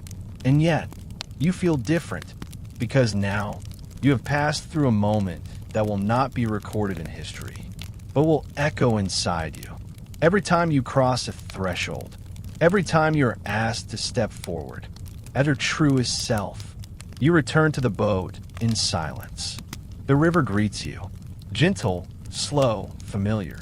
The stars above blink in their patient rhythm, and as you lie back, the eyes of the guardians still glimmer behind your eyelids, not as warnings, but as witnesses. Sleep now. You have been seen, not by the world, but by something deeper. And when the eyes of coal finally close, they will carry your image with them, into the dark, into the fire, into the memory that never sleeps. They say there was once a child who remembered things no child should. Not multiplication tables, not the sound of her mother's lullabies, not even the name of her favorite fig seller in the market, but things older, things without language, things that had no name, things buried in time the way roots are buried in earth, quietly alive beneath the surface. Her name was not written down, but her story moved with the wind. The elders whispered it in the village near the southern bend of the Nile, where the river curves like a sleeping cat, where the earth is so soft that it feels like stepping into memory. And they told it like this. She was born during the flood season, when the rivers spilled over the banks with slow elegance, bringing silt and frogs and fertility. She came out quiet, no crying, just eyes wide open, watching as though the sky had returned from somewhere far away. At first, she was like any other child. She learned to speak, to walk, to play with handfuls of river clay, fashioning dolls with curled arms and headscarves of lotus petals. But soon, she began to say things. Strange things, beautiful things. She pointed at the moon one night and whispered. That's where the priests put the souls they couldn't name. She dipped her hand into the water and said, "He used to sit here. He played the reed flute until the temple closed its eyes." She looked at her mother with calm seriousness and murmured, "When I was old, I used to wear white, but only on days when the birds fell silent." Her mother wept and held her tighter, The villagers, frightened but fascinated, brought her small gifts: a ring found in a plowed field, a shard of pottery with a painted eye, a fragment of scroll with no meaning. And each time, the girl would run her fingers over it, close her eyes, and say something that felt like a door creaking open. She never explained how she knew. She didn't need to, because she didn't remember facts. She remembered feelings. The temperature of the stone floors in long-vanished temples. The hum of chants just before dawn. The aching loneliness of the scribe whose lover died in childbirth, who buried her name inside the margins of a sacred scroll, disguised as a blessing to RA. She remembered people no longer spoken of, places that had been swallowed by sand and bureaucracy, moments that never made it into the histories. And she never boasted, never performed. She simply felt, and told what she felt, like someone remembering a dream that didn't belong to them, but was them. One day, she stopped speaking altogether. She was 7. She sat at the edge of the river, her feet in the water, watching the current drift in silence. When asked what she saw, she finally whispered, "I think I used to be the water." And that was all. Some say she died young. Others say she grew old in silence, her eyes always looking just past the present. Some believe she disappeared into the marshes one night, walking into the reeds as if returning to a home that had waited too long. But the elders still tell her story, and they say that when the Nile turns just right in the wind, and the reeds hum like they remember the rhythm of her voice, she comes back, not as a girl, not as a ghost, but as a presence, a pause in time, a whisper in a child's dream, a feeling behind your ribs when you hold something ancient and it feels familiar, a hush when you step into ruins and feel watched, not by judgment, but by recognition. You float through that very bend tonight. The stars blink gently above you. The water laps slow and warm against the boat, and you see it, a small figure at the edge of the river, kneeling, touching the water. Still, her head turned slightly, not fully, just enough. And in your chest, something tugs, a memory that's not yours, a love for a temple that no longer exists, a grief that lives in stone, a joy that once rode the wind with perfume. You want to call out, but you know you don't need to, because the child who remembered still does.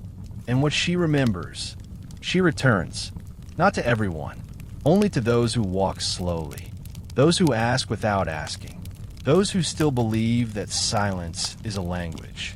You lie back. The boat drifts on. The girl remains.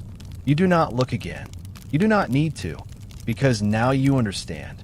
There are pieces of you that do not belong to this life. There are songs you hum without ever having heard, places you miss that you've never been, names you dream but cannot trace. And that is not strange. That is remembrance. Sleep now. You are not just the sum of your days. You are the echo of every breath the river has ever held. And somewhere, the child who remembered remembers you too. They say that in the Hall of Two Truths, beneath stars the color of dusk and gold, each soul is brought before a balance. Not a power, not a punishment, but of truth. And on that balance, your heart is placed on one side, and on the other, a single feather, a feather belonging to Maya, goddess of harmony, justice, order, and cosmic law. Not man's law, not vengeance or reward, but the law of what is, of balance, of weight, of whether you moved through the world with care. It is said that if your heart weighs more than the feather, it is consumed, swallowed by Amit, the devourer of the untrue, and you are unmade, not punished, but returned to silence. The thread cut, the journey paused. But if your heart is light, not from absence, but from alignment, you may pass into the field of reeds, where the soul is reunited with joy. You have heard this before, but tonight, as the boat glides slowly through the still waters of the Nile. The myth feels different, closer, not as a judgment waiting at the end of life, but as a mirror held up in the middle of it, because you begin to wonder, what would your heart weigh? Now, not at the end, but here, in this moment, when no one is watching, but the stars and the river and the breath between your ribs. The breeze softens. The moon is veiled in a thin curtain of cloud, and ahead, in the curve of the river, you see it, a shrine, small, quiet, half sunken in the reeds. Its walls are worn smooth by wind and time, but carved into the front, still visible in the moonlight, is the shape of a feather, not decorative, not stylized, just a single, long feather, perfect in proportion, a line of stillness etched into stone. You step off the boat. Your feet sink slightly into the earth, still warm from the memory of the sun. There are no doors, only an open threshold, as if the shrine waits with arms open. Inside, there is no idol, no priest, no offering bowl, just a pedestal, and on it, a scale, real, worn, balanced. On one side, nothing. On the other, a feather, not sculpted, not metaphor, a real feather, delicate, impossibly white. Still, you do not move closer. You do not need to, because the shrine is not asking you to place anything. It is asking you to feel.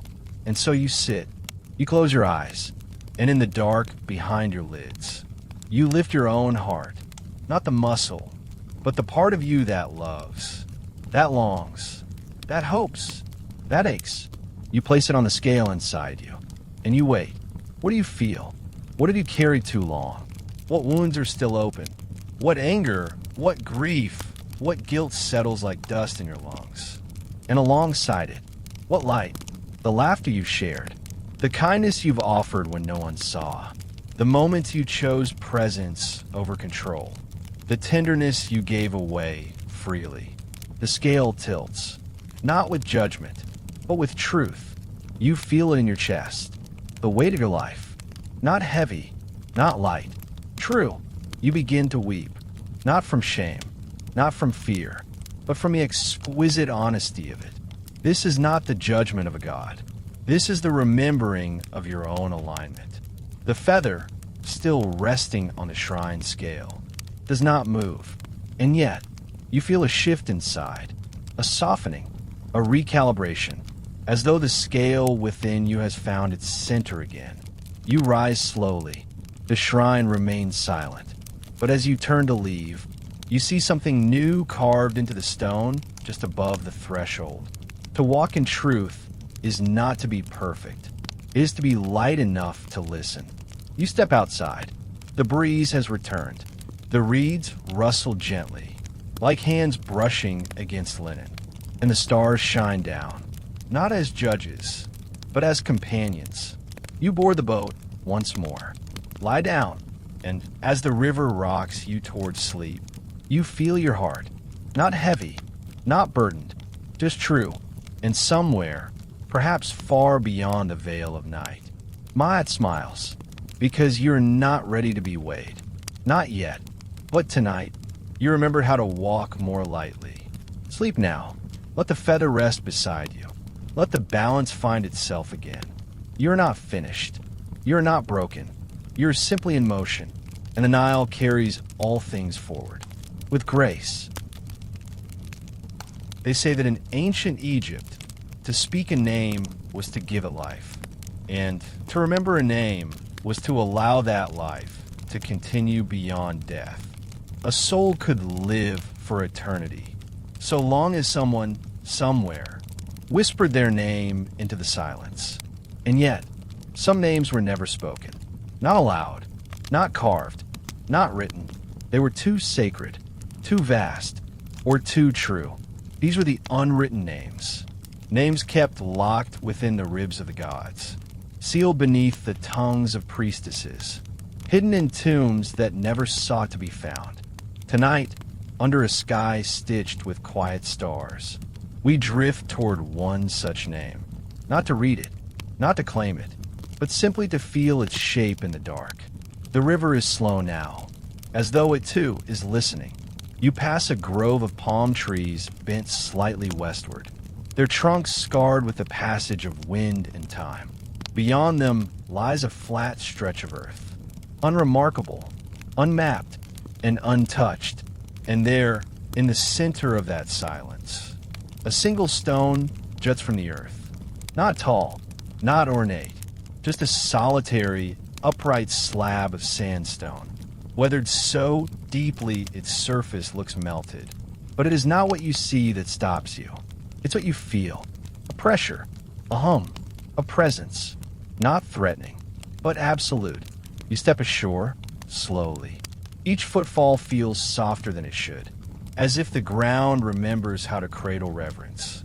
The stone has no carving, no image, no script, and yet, you feel that it is the most sacred thing you have encountered. You approach, carefully. The air changes.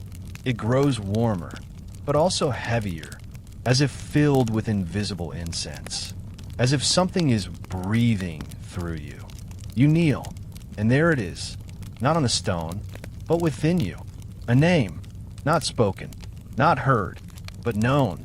It rises like a scent from long ago, like a song you forgot you once sang, like the moment before tears begin to fall, and you realize this name is not someone else's. It is yours, not the one you answer to in daylight, not the one on your birth scrolls or in your dreams, but the name you were given before body, before language, before forgetting. It is the name you have been circling all your life, in the pauses, in the losses, in the strange tenderness that sometimes overtakes you for no reason. It is not a name made of letters. It is made of light and silence and shape and echo. It is the name that cannot be written, because it is always becoming. You place your hand on the stone. The warmth is immediate, alive. You do not burn. You remember. The stone hums, and you hear not a voice, but a welcome, a recognition, as if the world had been waiting for you to kneel here. Not to ask, not to beg, but to simply arrive. And so you do. You close your eyes, and in the darkness, you hear your name, the one no one else knows, the one that is not a sound, but a frequency, the one that calls back every part of you thought you had lost. You remember the strength before fear, the wonder before logic, the love before need, and for a breathless moment, you are whole, not fixed, not perfect, just true. You open your eyes. The stone is still there, unchanged, unmarked, but you are not the same. You stand. The wind shifts. The stars remain. You walk back to the boat in silence. Not because there's nothing to say, but because some truths are too complete for language. You lie down, and as the river begins to carry you forward again, you hold that name inside you, not to use, not to speak, but to protect, because you now know some names are not written to be read. They are carved in the soul to be lived. Sleep now. Let your breath trace the edges of the name that only you can carry. Let your heart echo it with each beat. The unwritten name is safe, and you are home. They say that not all gods lived in temples. Some lived in eyes, golden, unblinking, ancient eyes, set in slender faces that moved like smoke through sunlight. And they say those eyes are still watching, not from the heavens, not from statues, but from the shadows, from windowsills and broken lintels, from the places where dust curls like memory and the wind carries whispers no one claims. The cats, always the cats. Tonight, you float into the ruins of a forgotten town. Its name has crumbled, its stories scattered by wind and rain. Only its bones remain, walls half swallowed by sand, arches that open into nothing but sky, columns worn soft by 1,000 sunsets. But the town is not empty. You feel it before you see them. A presence, many presences, still, poised, watching.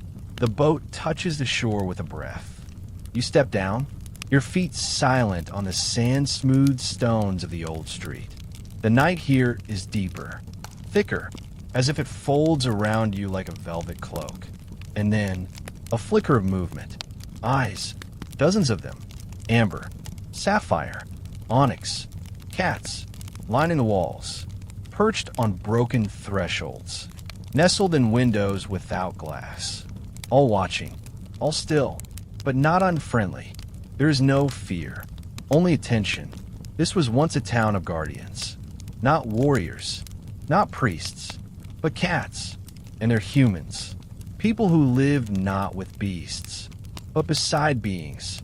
People who understood that to coexist with a creature that neither obeys nor explains is to live in reverence.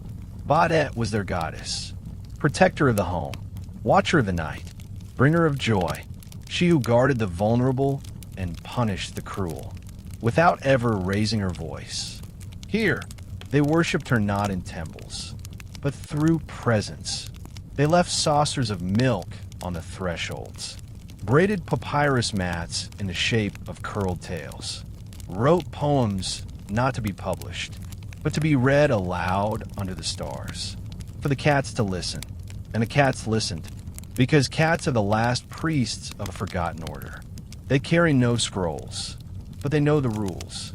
They move between this world and the one behind it, without leaving footprints. And tonight, as you walk the empty streets, they follow, not behind you, but around you, beside you, above you. Your steps are accompanied by the soft rhythm of paws on stone, the occasional flick of a tail, the low, resonant hum of a purr vibrating through the dark like a sacred drone. You reach the center of the town, a courtyard, circular and open to the sky.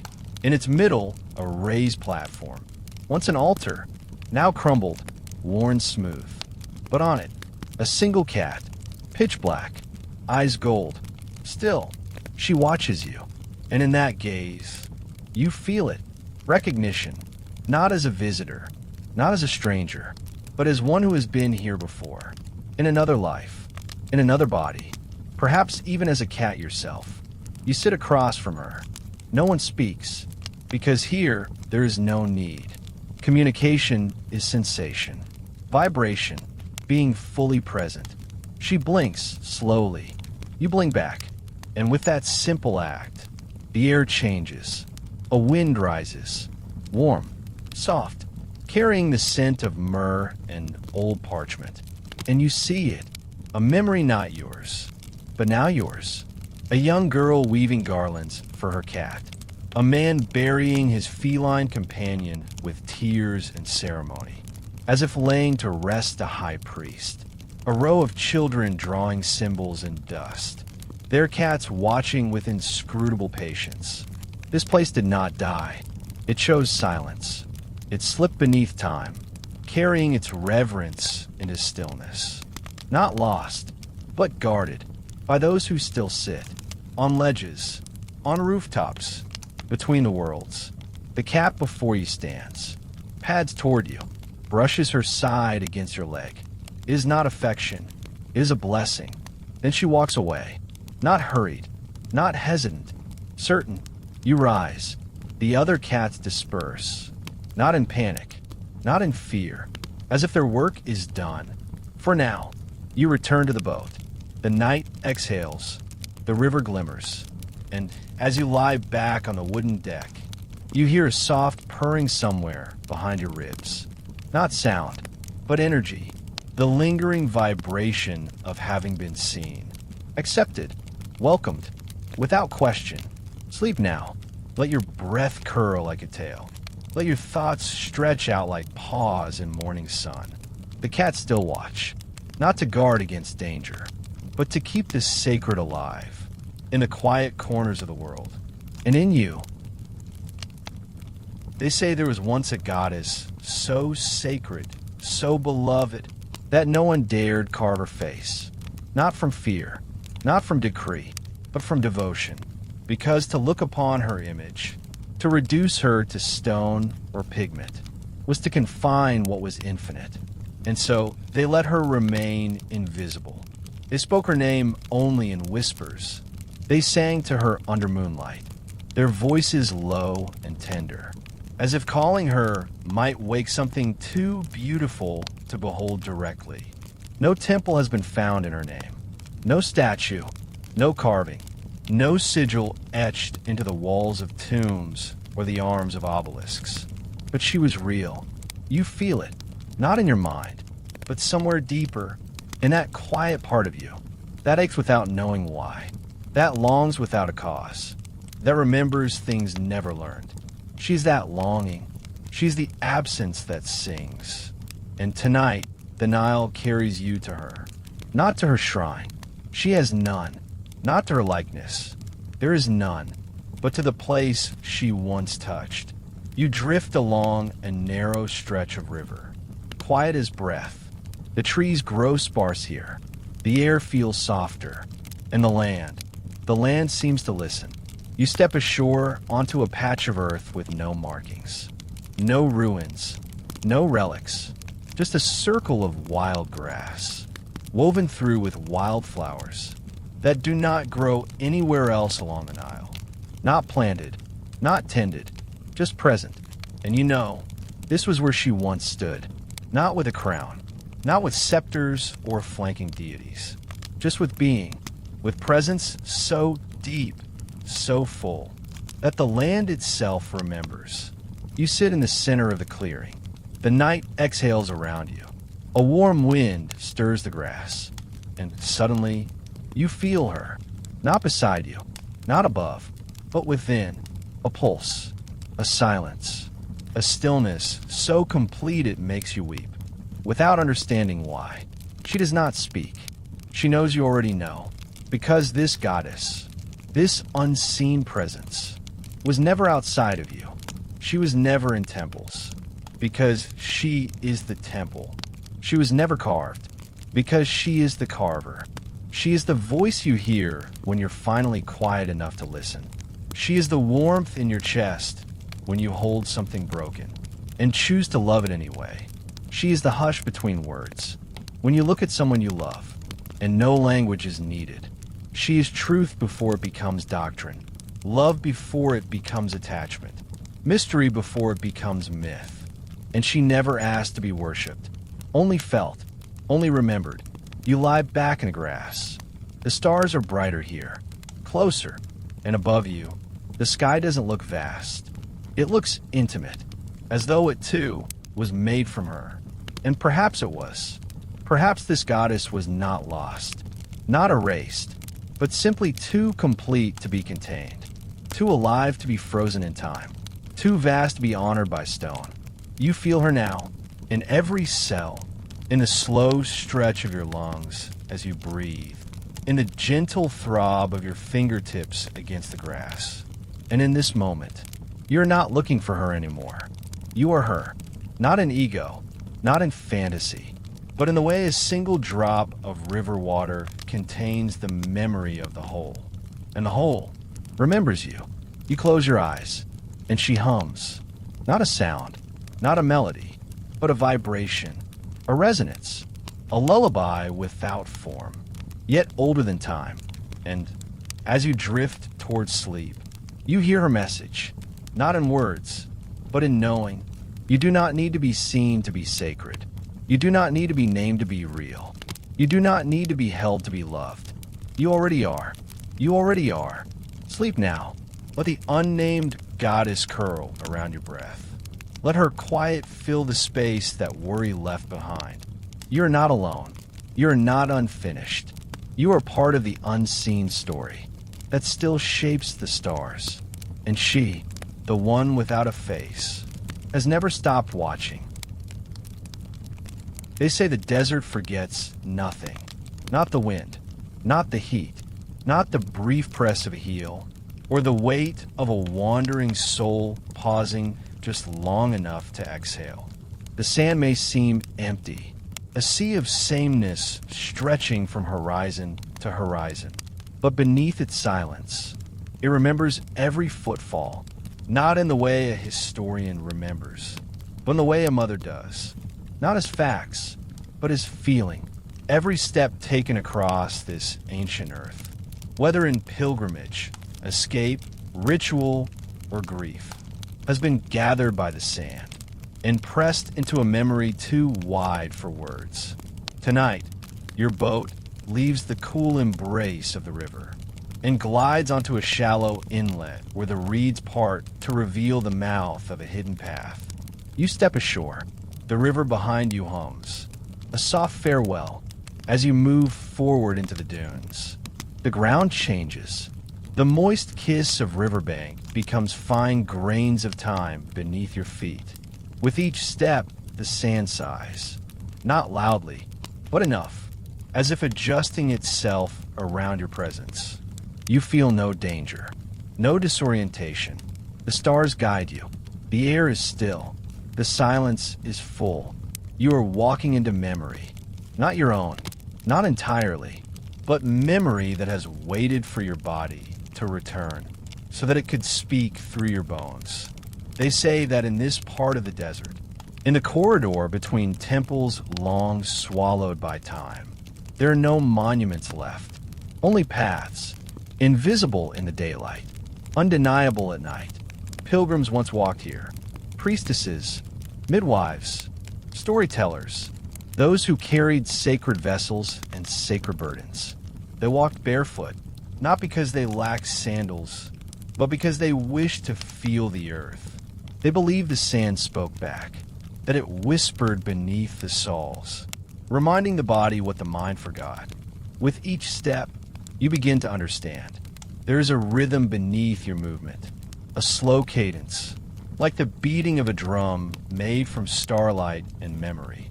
You do not walk with haste. You walk like someone being remembered, and then you come to a place where the sand dips. Not a valley, not a crater, a print, a single, ancient footprint, still perfectly shaped, still pressed into the ground as if someone stepped there just hours ago. But you know somehow that it is older than cities, older than war. You kneel beside it. Your fingers trace its edge. It is not deep. It is not wide, but it is real.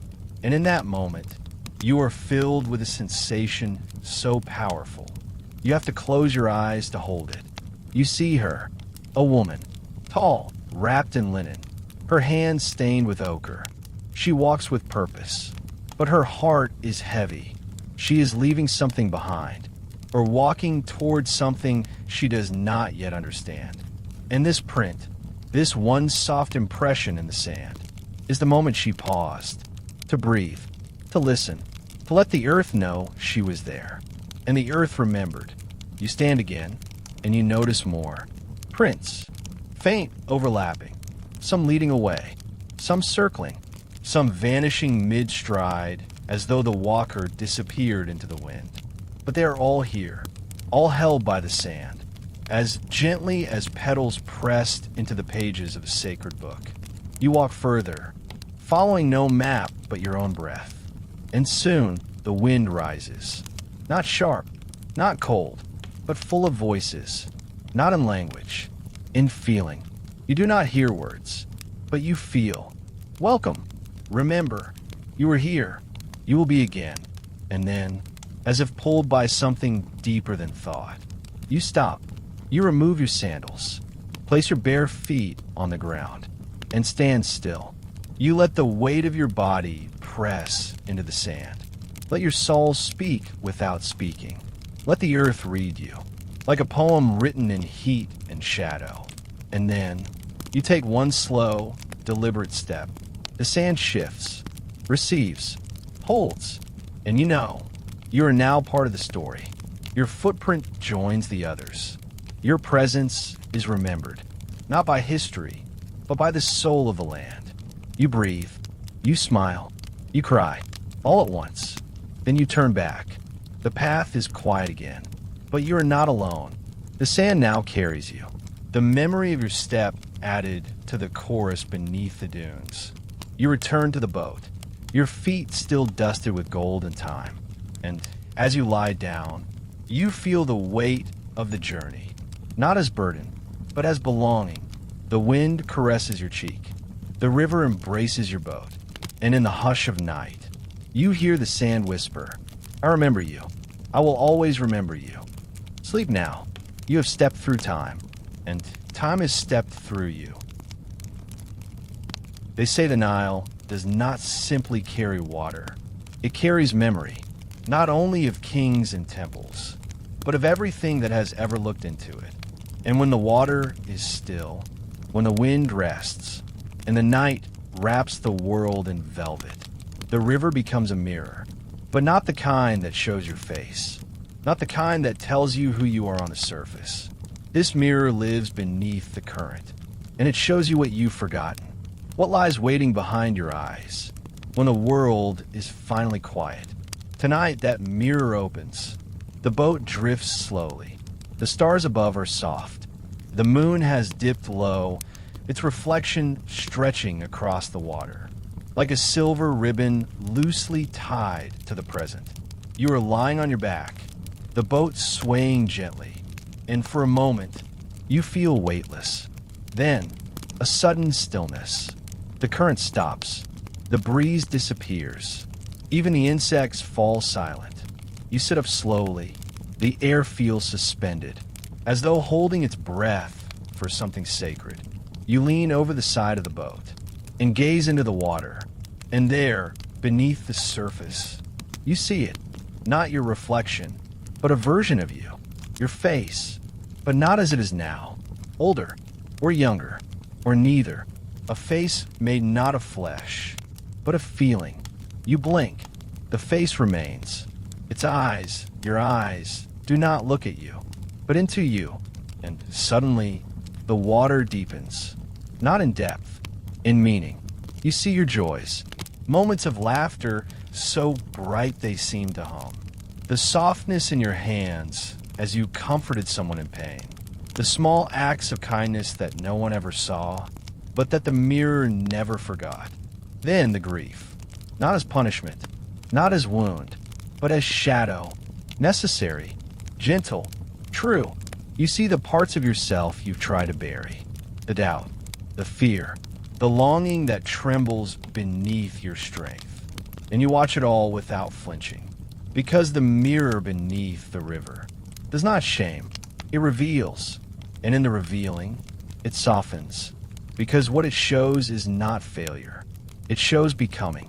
Every jagged edge, every misplaced word, every moment you held back your truth is all here, held in the water like a sacred thread, woven into something only the river can name.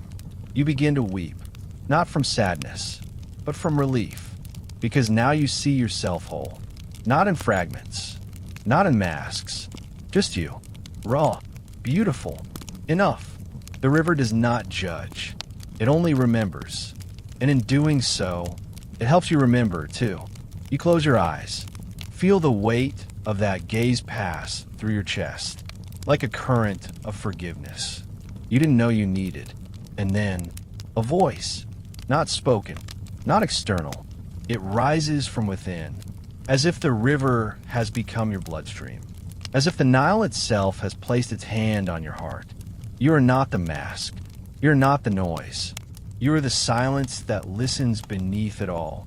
You are the mirror, and you are the one who is seen. You open your eyes again. The water is moving now. The breeze has returned. The face has disappeared.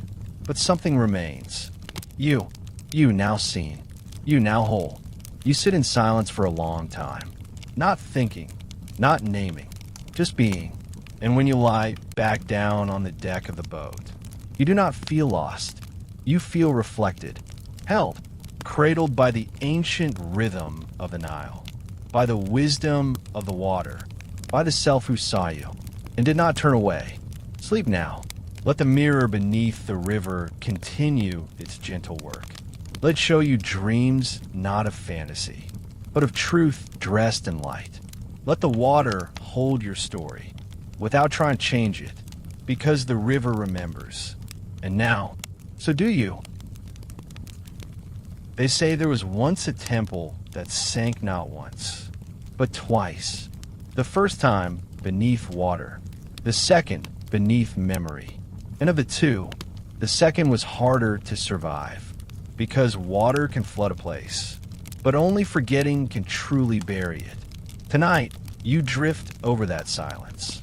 The Nile is wide here, the current slower, almost mournful. The air hums low, like a breath held too long. Your boat glides forward, guided by something unseen. Not stars, not maps, but perhaps by the memory of stone, yearning to be touched again. You feel it before you see it. A pull, deep in your chest, as though your ribs remember holding something you never knew you lost. Then, a shimmer, not light, not shadow, shape, beneath the surface, just past the dancing reflection of stars.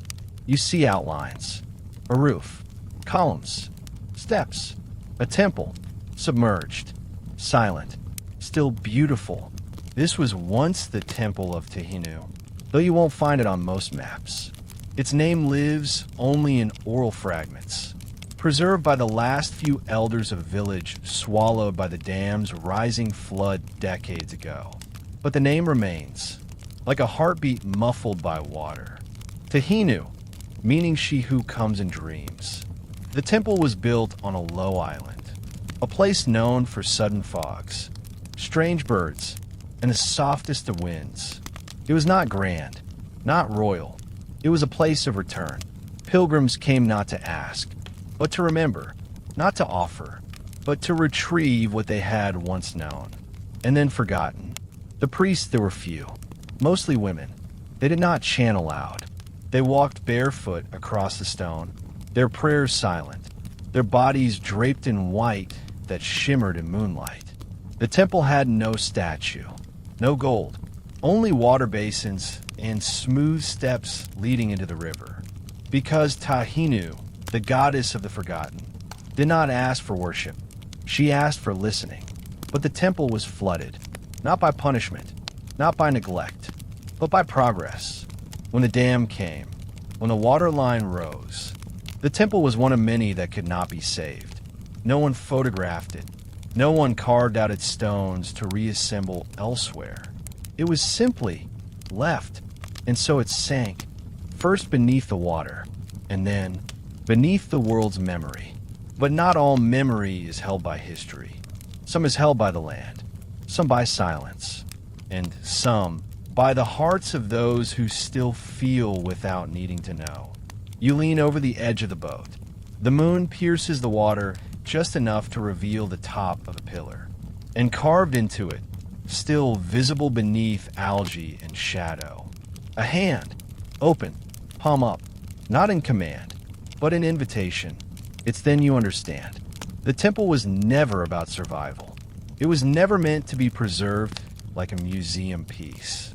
Its very nature was impermanence. It was built to sink, to disappear, to teach, because not all sacred things endure by standing. Some endure by sinking so deeply into the soul that even time cannot unmake them. You lower your hand into the water. It touches nothing, and yet you feel the outline of stone. You feel warmth, familiarity, as if your fingers are brushing the shoulder of a loved one, from a dream you have almost, but not entirely, forgotten. The temple speaks to you, not aloud, but in memory. You will lose things. Let them go, but never forget what they taught you. Sinking is not the end. Sometimes it is where the sacred is finally safe. You sit back, tears in your eyes. Though you are not sad, you are simply remembering. The boat drifts on. The temple fades beneath the waterline, vanishing again into shadow. But now, you carry it. You carry the weight of what was lost and the gentleness of what remains. You lie down. The stars seem softer now, the air quieter, and you realize you're not just visiting the past. You are part of it, living forward with the memory of things that once stood tall and now live in whispers, in water, in you. Sleep now. Let the temple rest beneath your ribs. Let it rise in your dreams.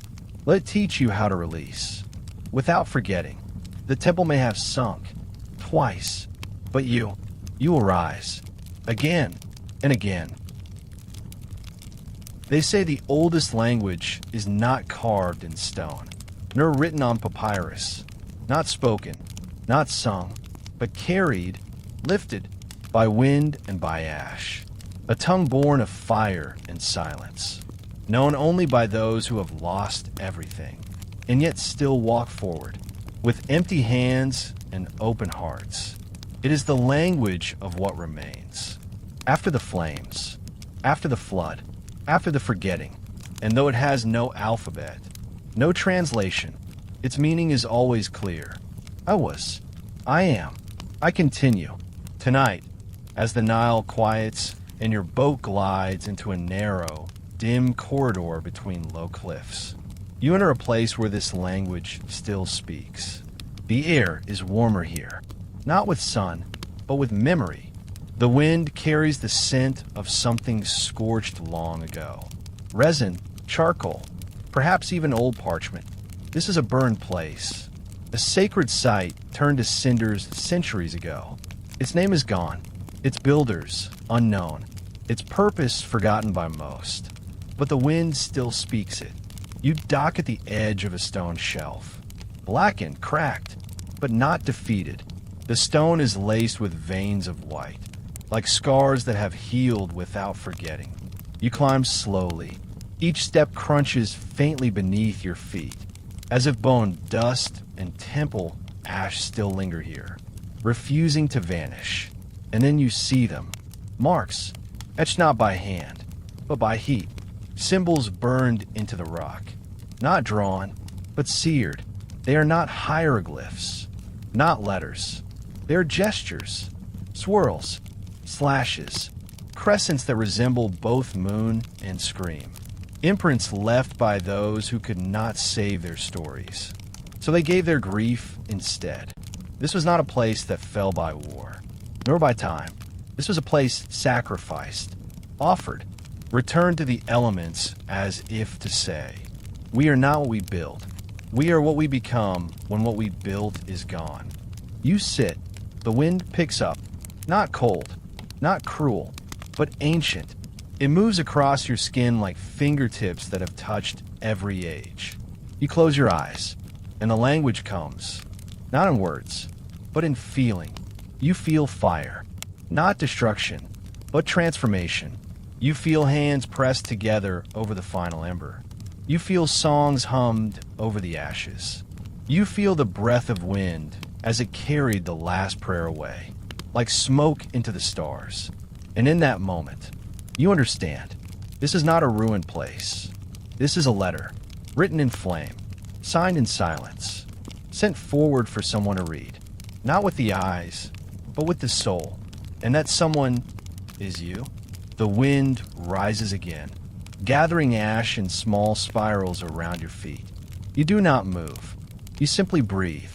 You inhale the story, and it changes you, not visibly, not immediately, but deeply, because now you carry it.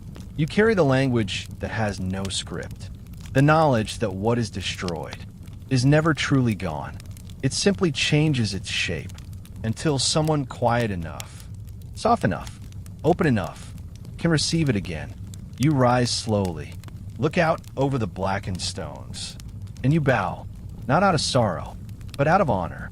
You walk back toward the boat, your clothes dusted with ash, your hands trembling slightly, but your heart is steady.